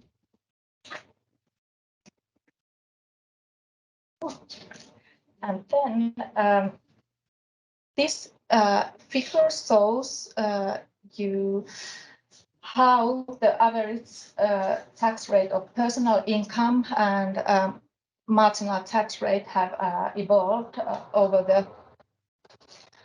the 30 years period. And you can see that after the year 1995, when the early 1990s crisis was over and the economic growth started, and also the new government started and wanted to have the unemployment by making cuts to the or by lowering taxes, you see that it declines. But then after financial crisis, there has been somewhat upward trend, especially in the marginal tax rate. But this shows that something there has been changes made by the government to the legislation.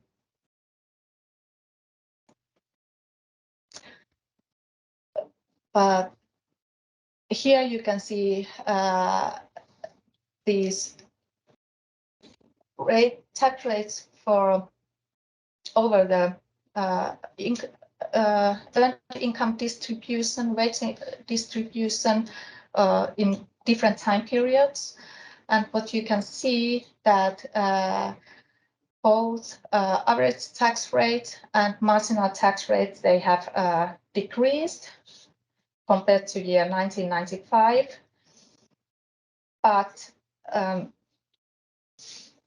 they have decreased more in the low income levels, meaning that the elasticity of personal income taxes with respect to wage sum has risen over this time period. And these are estimated for single households who work full-time, full year.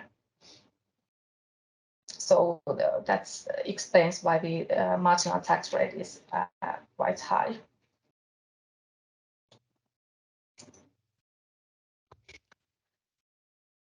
And when we do this estimation of elasticity in three phases, then we get the elasticity of personal income taxes with respect to output gap as a product of these two shown before, and we get the result that it has risen a little bit over the time. And with payroll tax, we assume that is constant over the whole this time period,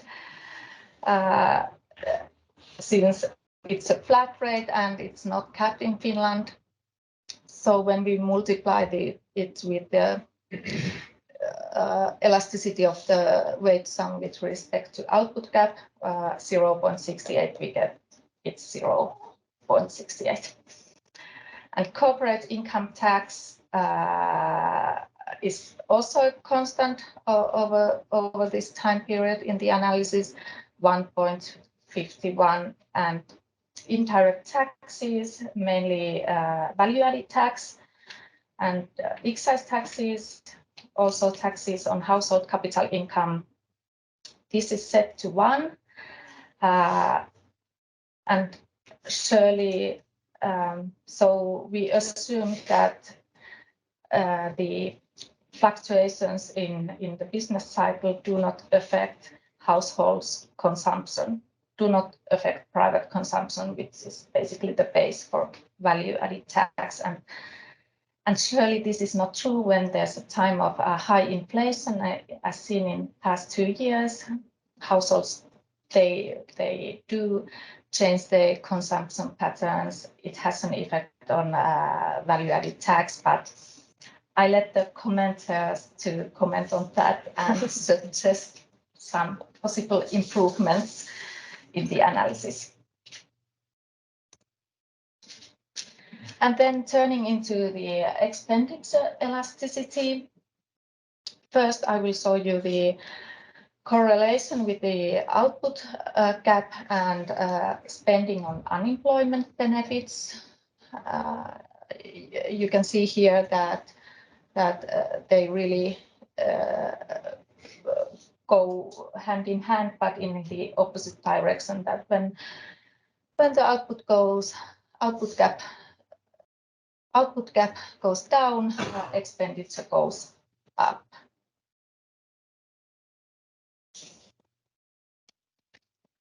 And when we estimate the elasticity of unemployment gap with respect to the output gap over this whole time period and a couple years before that even, we get estimate of -5 approximately. So when the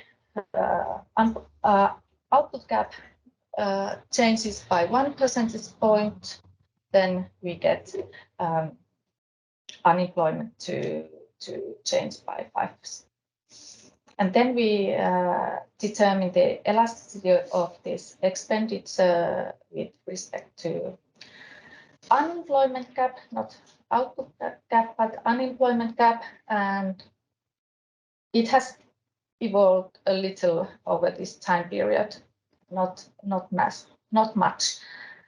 And then when they are multiplied, we get the elasticity with respect to output gap. And this has changed. It has declined to half by the financial crisis and then increased in the 2010s. Okay. And when we then combine all of these elasticities weighted by the share of GDP, we get the overall budgetary semi-elasticity year by year.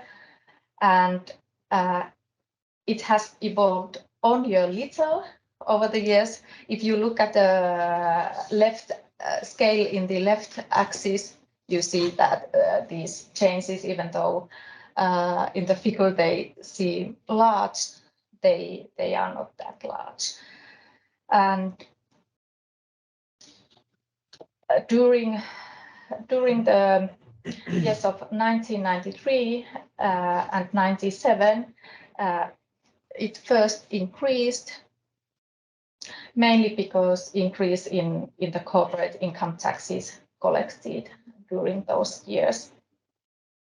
And then there was a declining trend until the financial crisis, mainly because average tax rate for wage income was lowered steadily from 1996 to 2009.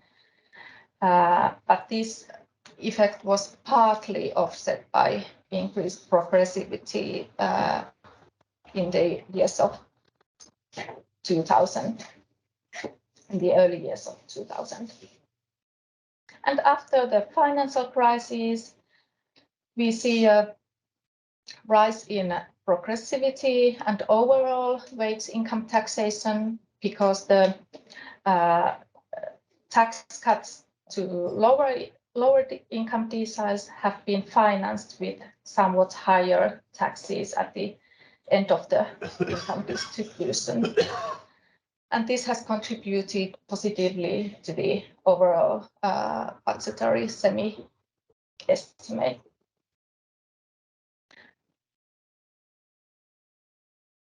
And there has also been this increase in value-added tax rate, contributing to a higher level of semi-elasticity. So what you can say from this figure is that there has been some changes over this time period, but they haven't been large, and the changes made to taxation and to benefits partly offset each other.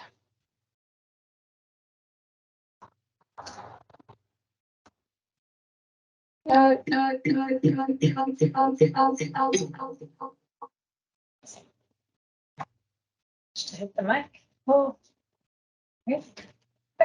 Thanks. So to conclude, see where I am. Budgetary semi-elasticity has been close to 1.5 during the past 3 decades. So when the output gap changes by 1%, point, then government deficit to GDP ratio changes by 0.5 percentage points. So, for example, in the coronavirus pandemic, the output gap worsened by 3 percentage points, leading to an automatic deterioration of 1.7%. To illustrate this. And our interpretation of this result is that these reforms have partly offset their effect, and moreover, it is not so surprising that this has evolved only a little, since Finland has maintained the key characteristics of Nordic welfare state. We have a quite generous safety net in case of unemployment and high progressivity of earned income taxation. So we haven't turned into US or Southern European countries. We have remained in this Nordic welfare state group. Hopefully will remain in the future, in the coming years as well. And I would say that the benefit of strong automatic stabilizers was seen in the COVID-19 crisis. Many didn't lose their job entirely, but were temporarily laid off, or their hours were reduced, and these people are also entitled for the unemployment benefits in Finland. So we didn't need to use that much discretionary fiscal policy tools like in Germany, for instance. There was less need for that.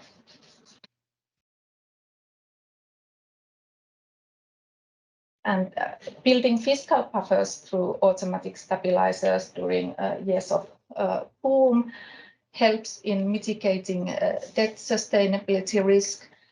But I have to say that the good times in Finland haven't been good enough after the financial crisis, due to the reasons I already mentioned. So we have quite an opposite problems than in Denmark, where our fiscal policy is not sustainable in the long run. We have structural deficits, and we don't have the surpluses to cover them, unfortunately. So public debt has risen from 45% in 2008 to over 70% in 2021. And even though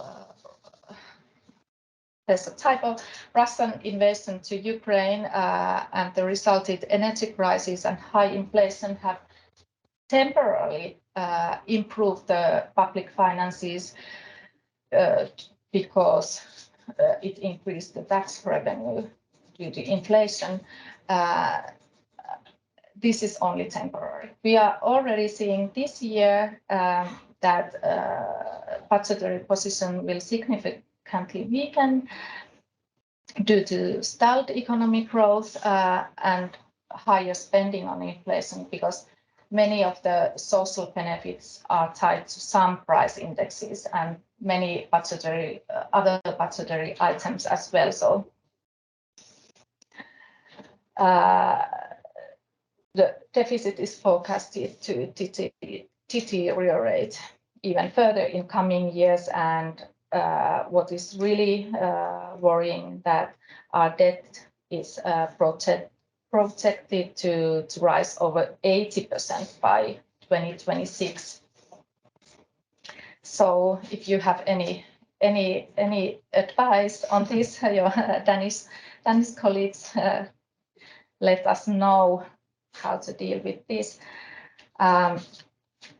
So we have a newly formed government in June, and they really try to reverse this trend of indebtedness by creating even more incentives for work, increasing the earned income deduction, introducing an additional earned income deduction for each child, and then they are also making quite severe cuts to the unemployment benefits and also tightening the eligibility conditions when you are entitled for the earnings-related unemployment benefit and when not. And even though these measures are perhaps the most stringent ones after the 1990s, I would say that their effect on the size of the automatic stabilizers is likely to be moderate,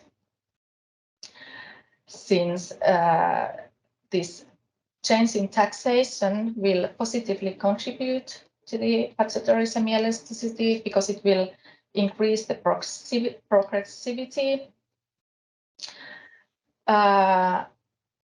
But this will partly be offset by the measures in unemployment benefits.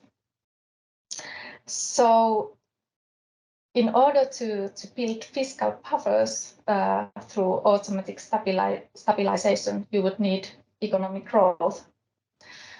And we're still waiting for it in Finland. We will wait for the new Nokia or new Nokia in plural to come and save us. I think this is good to stop here. Thank you.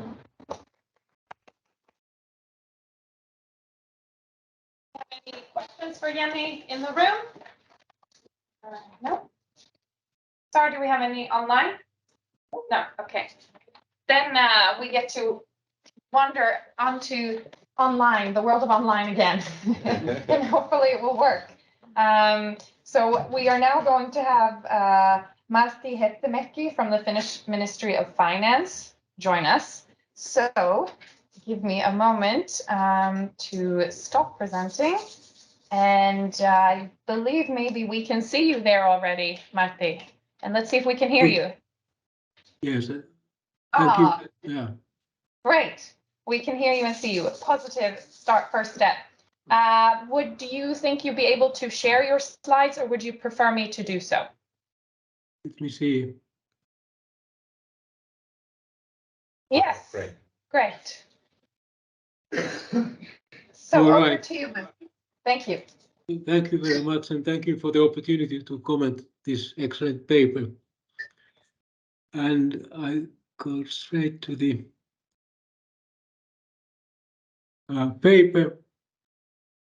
The paper uses the OECD approach to estimate how the size of automatic stabilizers has evolved in 1993 to 2021 in Finland. As Jenni was saying, this also replicates the Swedish paper, and it makes a nice comparison in that sense to the Finnish case and Swedish case. As Jenni said, the paper finds that average tax rate cuts on wages have not reduced the size of automatic stabilizers because their effects were partly offset by increased tax progressivity in the 2000s. Jump in. Sorry, we're still just seeing the first slide. Okay, sorry. Let me see if you can, if you click into the into your PowerPoint, then you should be able to go forward. Let's see. You still don't. Yes, unfortunately, we're still seeing the first one. But I can go ahead and share. And If you can share. yes, and then you can just tell me when to move to the next slide. Yeah. Oh, let's see if I'm okay. Yes, I'm on first slide. Go ahead, please. Yeah. And basically, I have just two questions on the paper. How sensitive are the results to uncertainty regarding the unobservable potential output variable? And the paper notes that this is a concern, that how the results would be sensitive to the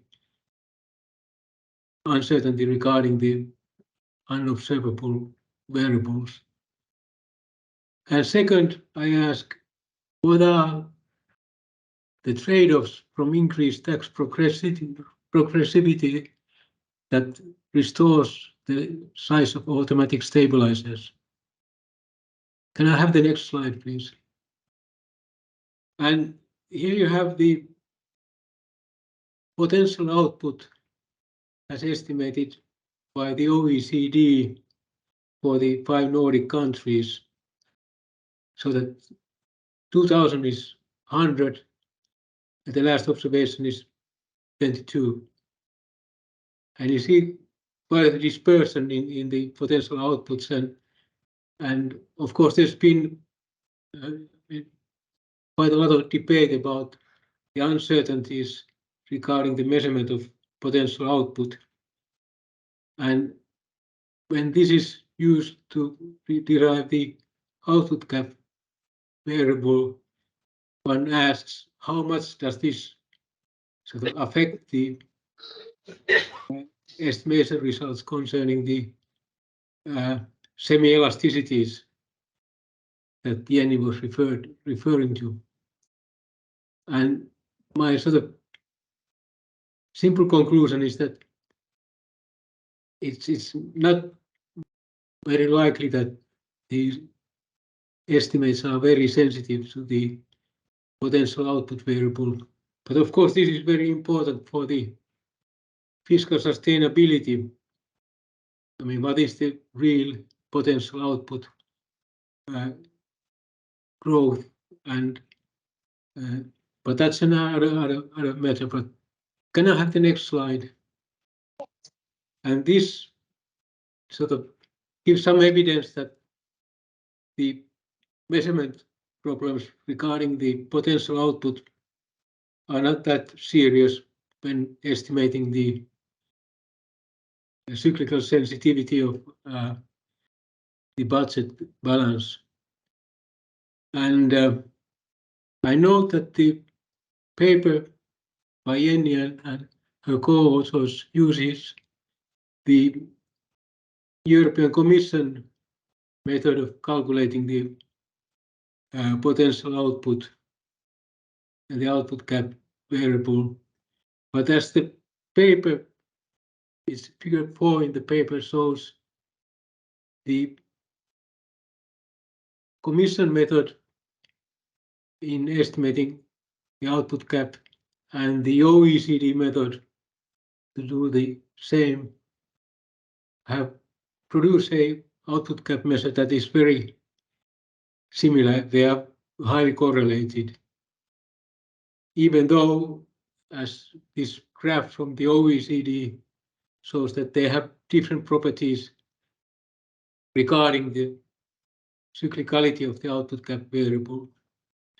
And long story short, if you focus on the table at the bottom of the slide, I have produced the correlations for the Nordic countries, the correlation between the output gap and real GDP growth. And you can notice that they are very highly correlated.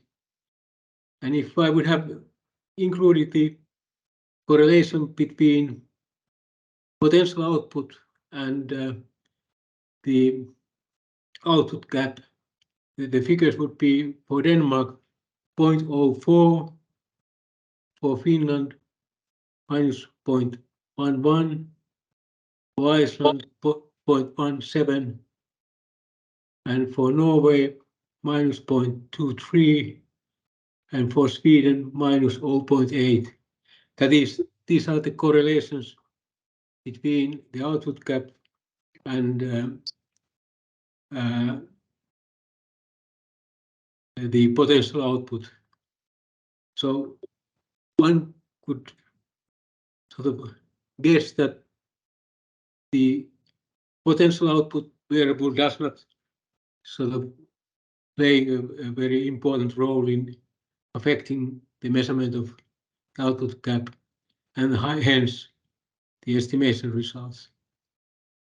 So this was my first point, so that this sort of gives comfort to the results that the paper produces, and one should not be perhaps too much worried about how the measurement problems affect the results. Can I have the next slide? And this is about the second question concerning what trade-offs, possible trade-offs are there from increasing the progressivity of the tax system in order to save or protect the size of the automatic stabilizers. And if you, well, first of all, this graph shows the net personal average and marginal income tax rates for a single person at 67% of average earnings in 2022. And you notice that Finland has, for these low income earners, the marginal tax rate is very high and significantly or markedly higher than in the other Nordic countries, while the average tax is pretty low. And the reason here for this is, it was explained by Jenni, that there has been a market increase in the earned income tax credit, but the earned income tax credit is phased out quite steeply with income, so that produces high marginal tax rates at fairly low income levels. And on the other hand, the average taxes have been reduced quite a lot, and there's this sort of improved incentives at the extensive margin to participate in work, but at the cost of worse incentives at the intensive margin. And what would this sort of imply? If I can have the next slide. There's this quite a steep increase in the progressivity for the lower income persons. I mean, for this group of wages that or income level at 67% of average earnings. And here I use this sort of traditional progressivity measured by Musgrave and Finn, where you measure the progressivity by 1 minus average tax rate divided by 1 minus the marginal tax rate. And what sort of effects could this have in the economy? And can I have the next slide? And this is, of course, this is no scientific evidence of the effects, but it's not very surprising that you see, first of all, when you improve the incentives on the extensive margin, you have higher employment rate, as you can see the blue line here. At the same time, when you worsen the incentives on the intensive margin, you could expect that hours worked per worker declines, as you can see in this graph. I stress that this is no sort of statistical evidence, you should carry out sort of research with microdata to verify this effect. But this is an indication that there could be a problem. Would I have the next slide? And this is sort of further evidence from these effects from the high marginal tax rates on working hours. And here you have the share of part-time employment in year 2000 in the brown bars, and in 2022 with black bars. And you see that in Finland, the share of part-time employment has gone up quite a lot. And while in the other Nordic countries, this part-time work has been, of course, higher earlier, but at least it hasn't increased anymore. And of course, there are other potential costs from the high marginal tax rates, and especially already at the very low level of earnings. There can be sort of allocative implications in terms of reduced resource allocation, effect on human capital, and so on. But this was just a note that the sort of increase in the progression in income taxation in order to preserve the effect of automatic stabilizers is not without cost. But these were my remarks, and thank you again for a nice paper, and I look forward for the discussion. Thank you very much, Martti. Let's see, I'm sorry about the technology in here. It's a bit of a challenge when we can't see him as well as listen. It's not, I understand it's dynamic for everyone here, but for all of you online, you can hopefully have seen Martti as well as the slides. And yes, here he is. Here we have Antti Ripatti, our next discussant. Let me make another attempt to share the screen.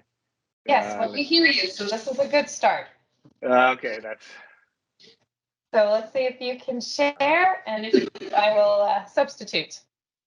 But and then I'm not sure why.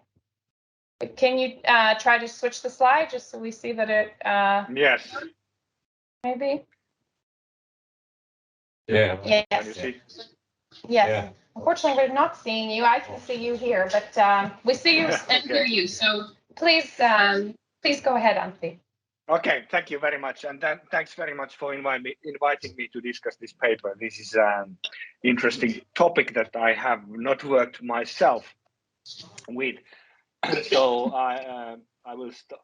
And I would love to be there in Iceland right now. Unfortunately, I had a conflicting calendar events, so I couldn't join you physically there.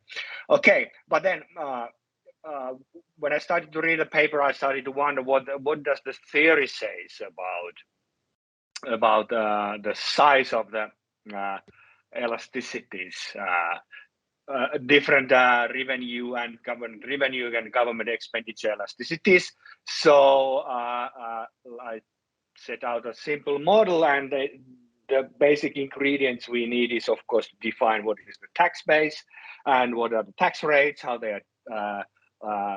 they are related to the tax base, and then in order to map the output and wages, we need to have the optimality conditions of the firm, which tells the relationship between the real wages and the marginal product of labor.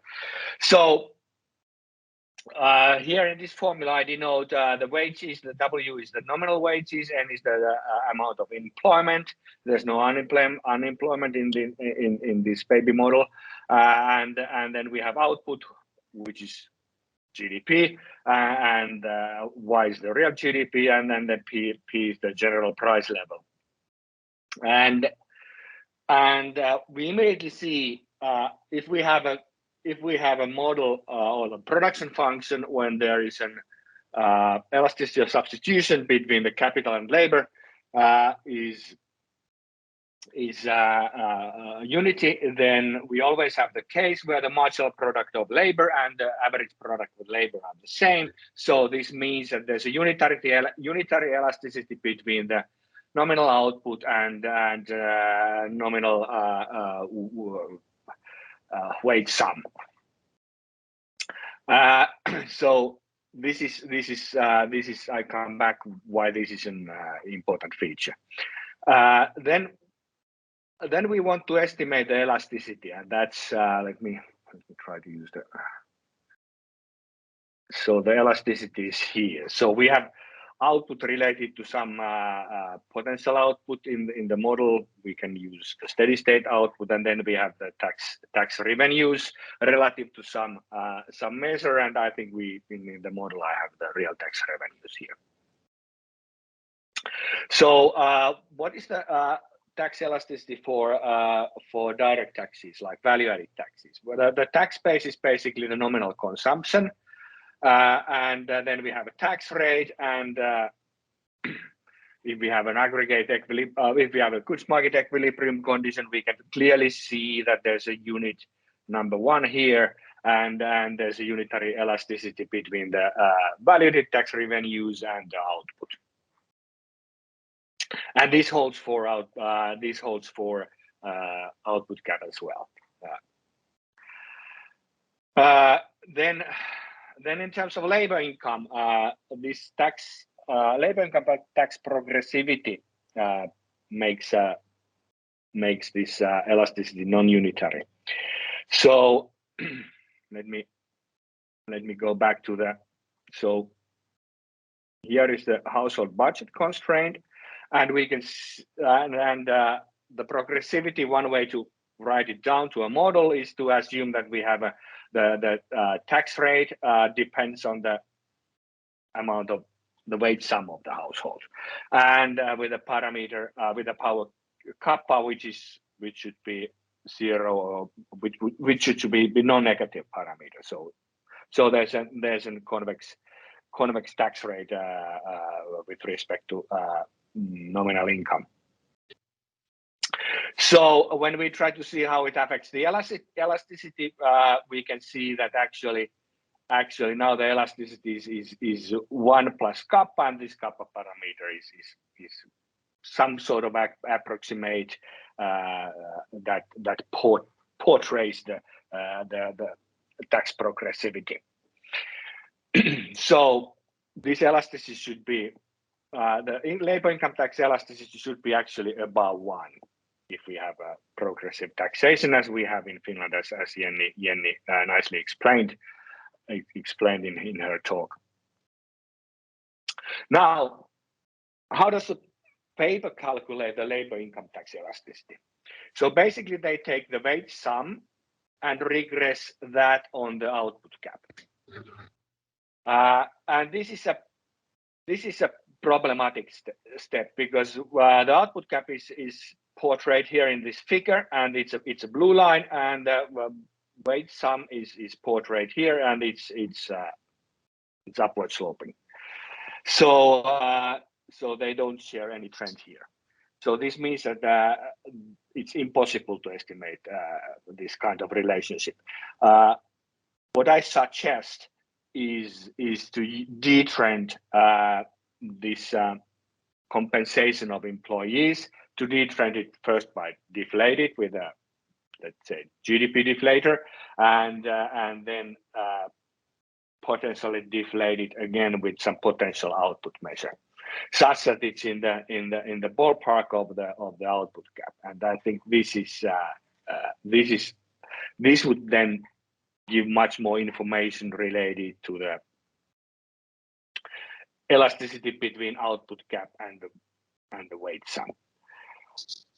And so this is like my first suggestion. Then what Jenni and the co-authors, what they do, they calibrate. They want to check the microdata, and they use that by taking the micro simulation model of the Statistics Finland, and that's very clever. I like the idea very much because this micro simulation model, first of all, it contains like 800,000 individuals, data from individuals, and they have the Statistics Finland has coded all the tax system and the benefit system into that model. So the database of the model is used to calculate the tax progressivity, and the estimates are in the ballpark of 0.5. So this means that the elasticity of labor income tax elasticity, if we believe our baby model with the theory, then it should be in the ballpark of 1.5. But actually, because they have this micro simulation model, they could go to further and do something similar that was done in the first presentation with the Icelandic data. So they could actually increase the general income level by, let's say, 1% and see what happens to the tax revenues. So general income level, I mean income of each individual, each wage earner in the micro simulation model, and that would enrich the information that they get now using the macroeconomic data. So this would be very nice to compare this micro simulation model and the macro data together. So some other comments. Indirect taxes, so value-added taxes, it's calibrated to unity. In the eyes of the simple model, that's very nice. That's absolutely correct. Corporate tax revenues, I think it's a virtually impossible task to estimate that, because there's a highly varying premiums in stock prices. There's a lot of tax. There's various forms of tax evasion, etc. So and that all depends on the details of the tax system. So I think that's very tough to estimate. And as Jenni pointed in her presentation, that's what was observed in late 90s and during the first decade of 2000s, when the Nokia's basically the corporate tax revenues, half of was due to Nokia. So whatever happened to Nokia profitability influenced a lot to the corporate tax revenues at the time. And so it's good to calibrate that particular parameter. Payroll taxes, I think, should be at least one should test whether it's deviate from the unity. So the null hypothesis should be unity. Expenditure side, the estimated unemployment, now gap, unemployment deviating from some Prescott filter, perhaps, is -5. So in this estimation, I'm a bit worried that I think it would be nice to see ungapped unemployment measures. So just to take the unemployment rate as such and see how it affects to the estimate of this parameter, because whether one is structurally unemployed or not, the unemployment benefit is still influential and the same. They still get the unemployment benefit. So I think there's no need to detrending this unemployment rate. Then it would be fun, and I think this concerns other papers in this conference as well. It would be nice to see the economic size of the elasticities, so to calculate them in the monetary terms. Show how much 1% in the current level of GDP, what is the result in euros? And I think this is kind of a plausibility check and tell something about, give some economic magnitude of these elasticities. Then Ministry of Finance has this DSG model, COMA model, which have nicely modeled the labor markets. It has a certain matching in the labor market, so it can produce unemployment. So it would be very nice to see or compare these empirical estimates to the elasticities that one would get by simulating this DSG model. That would be a plausibility check to the DSG model as well, and make it more comparable of these estimates.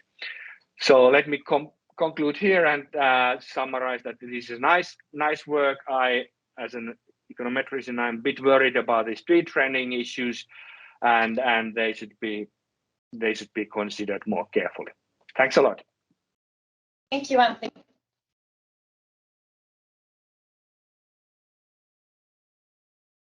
Thank you. Unless we have any quick questions for our Finnish team, discussants or authors?